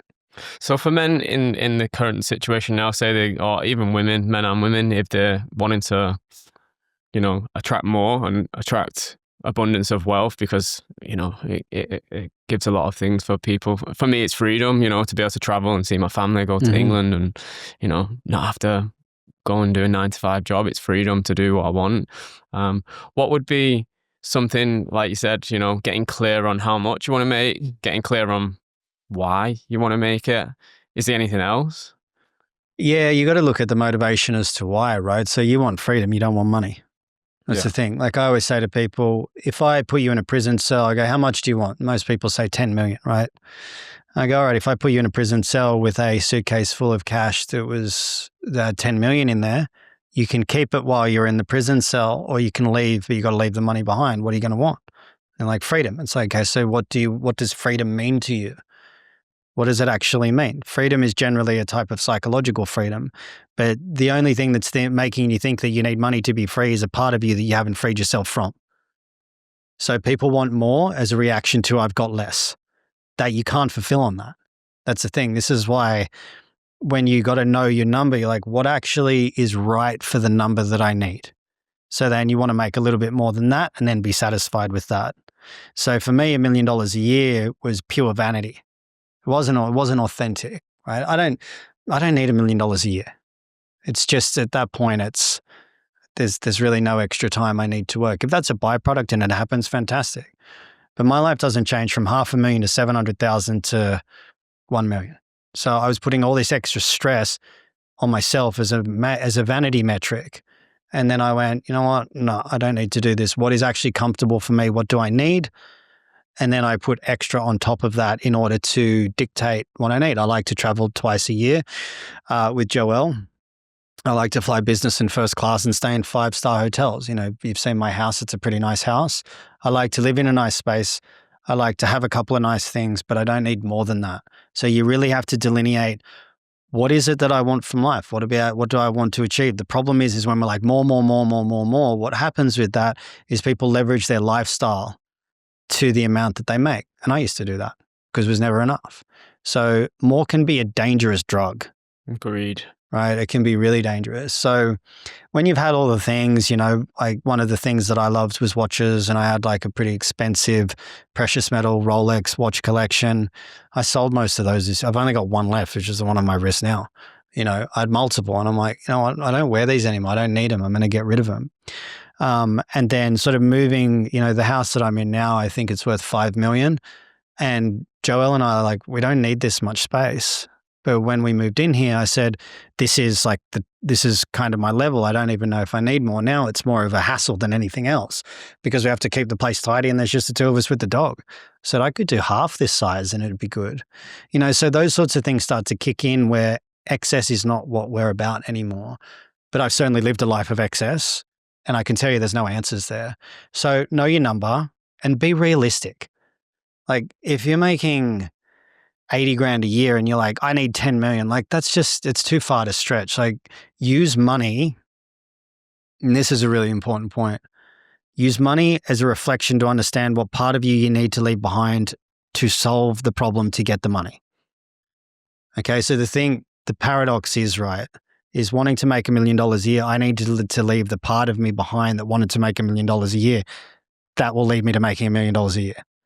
Does that make sense? Yeah, I see what you're saying. So you kind of got to want it, but then let go of it and continue to just realize what comes up and continue to work on yourself. Yeah. But not be too attached to wanting that $1 million. Well, there's the why and the what. What is performance-based identity? Why is purpose-based identity? So most people are defined by performance and metrics, outcome, achievement, and status. The why is more important. Like why do you do it? You know, why do you want more freedom? What does that mean? Because the more money you make, the more responsibility you have. So you might have more freedom to travel, but you've got more responsibility, which may tie you up a bit more as well. Yeah, which is less freedom. Yeah. You know, so I had he's my best mate actually, he's a bit older than me. He was getting an inheritance and he said, I don't even want to touch it. I want to know about it because his parents died. And I said, we need to do some work on this because otherwise you're going to fuck up the decision making around this, because he'd done it twice before and lost a lot before. And he was in a program of I don't want to be responsible, which was like, I don't want to touch it. And then when he got it, he was going to make a similar decision before, which was to go into debt and a few other property things. And I said, I'm not letting you do this. You need to buy Bitcoin and do something else with it. And he did. And now his life is based around that. And he's made an obscene amount of money from it, all because he was there and he was going to make one choice, which was similar, but then I helped him to see a different choice. I can help someone see the choice, but they need to take action to step into that. And now he's thriving. He's doing really well, which makes me really happy to see. But you got to know why you're doing it. So for me, I became the man that I needed the most when I was growing up. I didn't have me in my life growing up, and I fucking needed me the most. So I became me. Now I'm that guy to guys that were me 5, 10, 15 years ago. That's my why. I don't want men to do it alone like I did. I don't want men to fall into,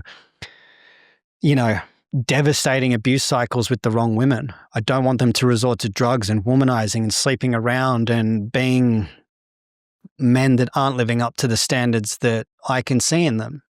So I just became me for younger versions of me all over the place. And that's my why. And the money that comes with it, great. It's fine. It gives me a nice life. But I'll be doing this work till I step out of this world, which hopefully is a long way away, and I think that's more important. The what is performance. The why is your purpose. Focus on your purpose and money will come. And the way to focus on your purpose is by getting to know yourself, being clear, not with putting substances in your body that cloud yourself, and eating healthy, exercising, doing things that, that will let your authentic true self come out. And then you start to feel your intuition, you start to hear your inner intelligence. And when you start doing things, you're like, is this aligning with my purpose right now? Not really. I probably need to start shifting. Yeah. Well, I think it was Mark Twain that said it. He said the two most important days are the day you're born and then the day you find out why. And I can tell you as a man that having purpose that is something beyond you is so important. And you'll resonate with this. I was just in my kitchen with Joelle and I said, oh man, I can't wait to have a kid because then I don't have to indulge in shit that I want for myself, which means all of that comes first. I don't have time to indulge in, am I going to go buy a Porsche in 6 months, or, what airline do we want to fly first class on? Like, I don't care about that. But when you don't have enough responsibility, those things can become the focus instead of the byproducts.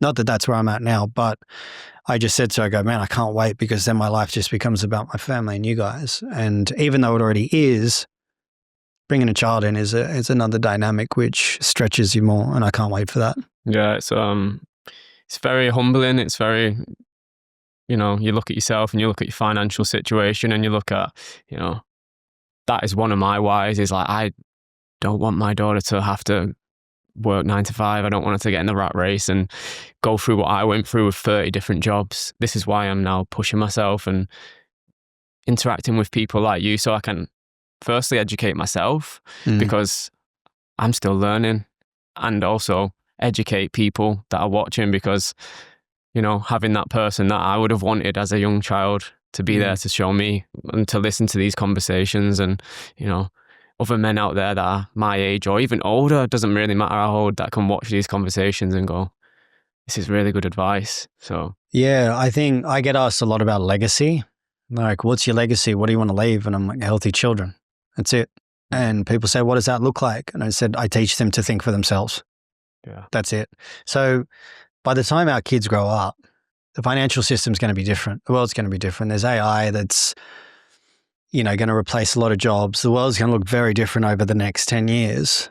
And I think with the technological advancements, probably the collapse of the US and the US dollar and the monetary system into a digital system, it's going to be a different world for them. And so, yes, it's good. Like, I'm making plans now with money and I've got strategies and whatnot. But teaching a kid to be adaptable is super important. And being emotionally flexible in your personality, in my opinion, represents someone that's healthy. Someone that can say, that opinion is different to mine, or I'm being triggered. Maybe I need to sit with that. Or that opinion is, I don't really get it and I don't understand it. So I'm either not going to comment on it or I want to understand it a little bit more. Most people don't have that flexibility anymore. They've lost that ability to be flexible in the way that they think. So the kids that I bring up, you know, I really want to instill in them this curiosity with another person. I think curiosity is really important. A willingness to try to understand and a willingness to be accountable. Accountability is so massive for me. And children that can be accountable for themselves and those around them as well, that they're going to have an effect and an impact. Obviously not at like 1 or 2 years old, but as they grow up. That's really important for me. Finances, you know, I mean, that's certainly one thing, and I'll teach them all the lessons around that. But I think for me, it's more around emotional legacy. You know, I heard a billionaire say once that his greatest achievement was that his kids want to come home and spend a lot of time with him now that they're all grown up. And that's what I hope to achieve with mine too.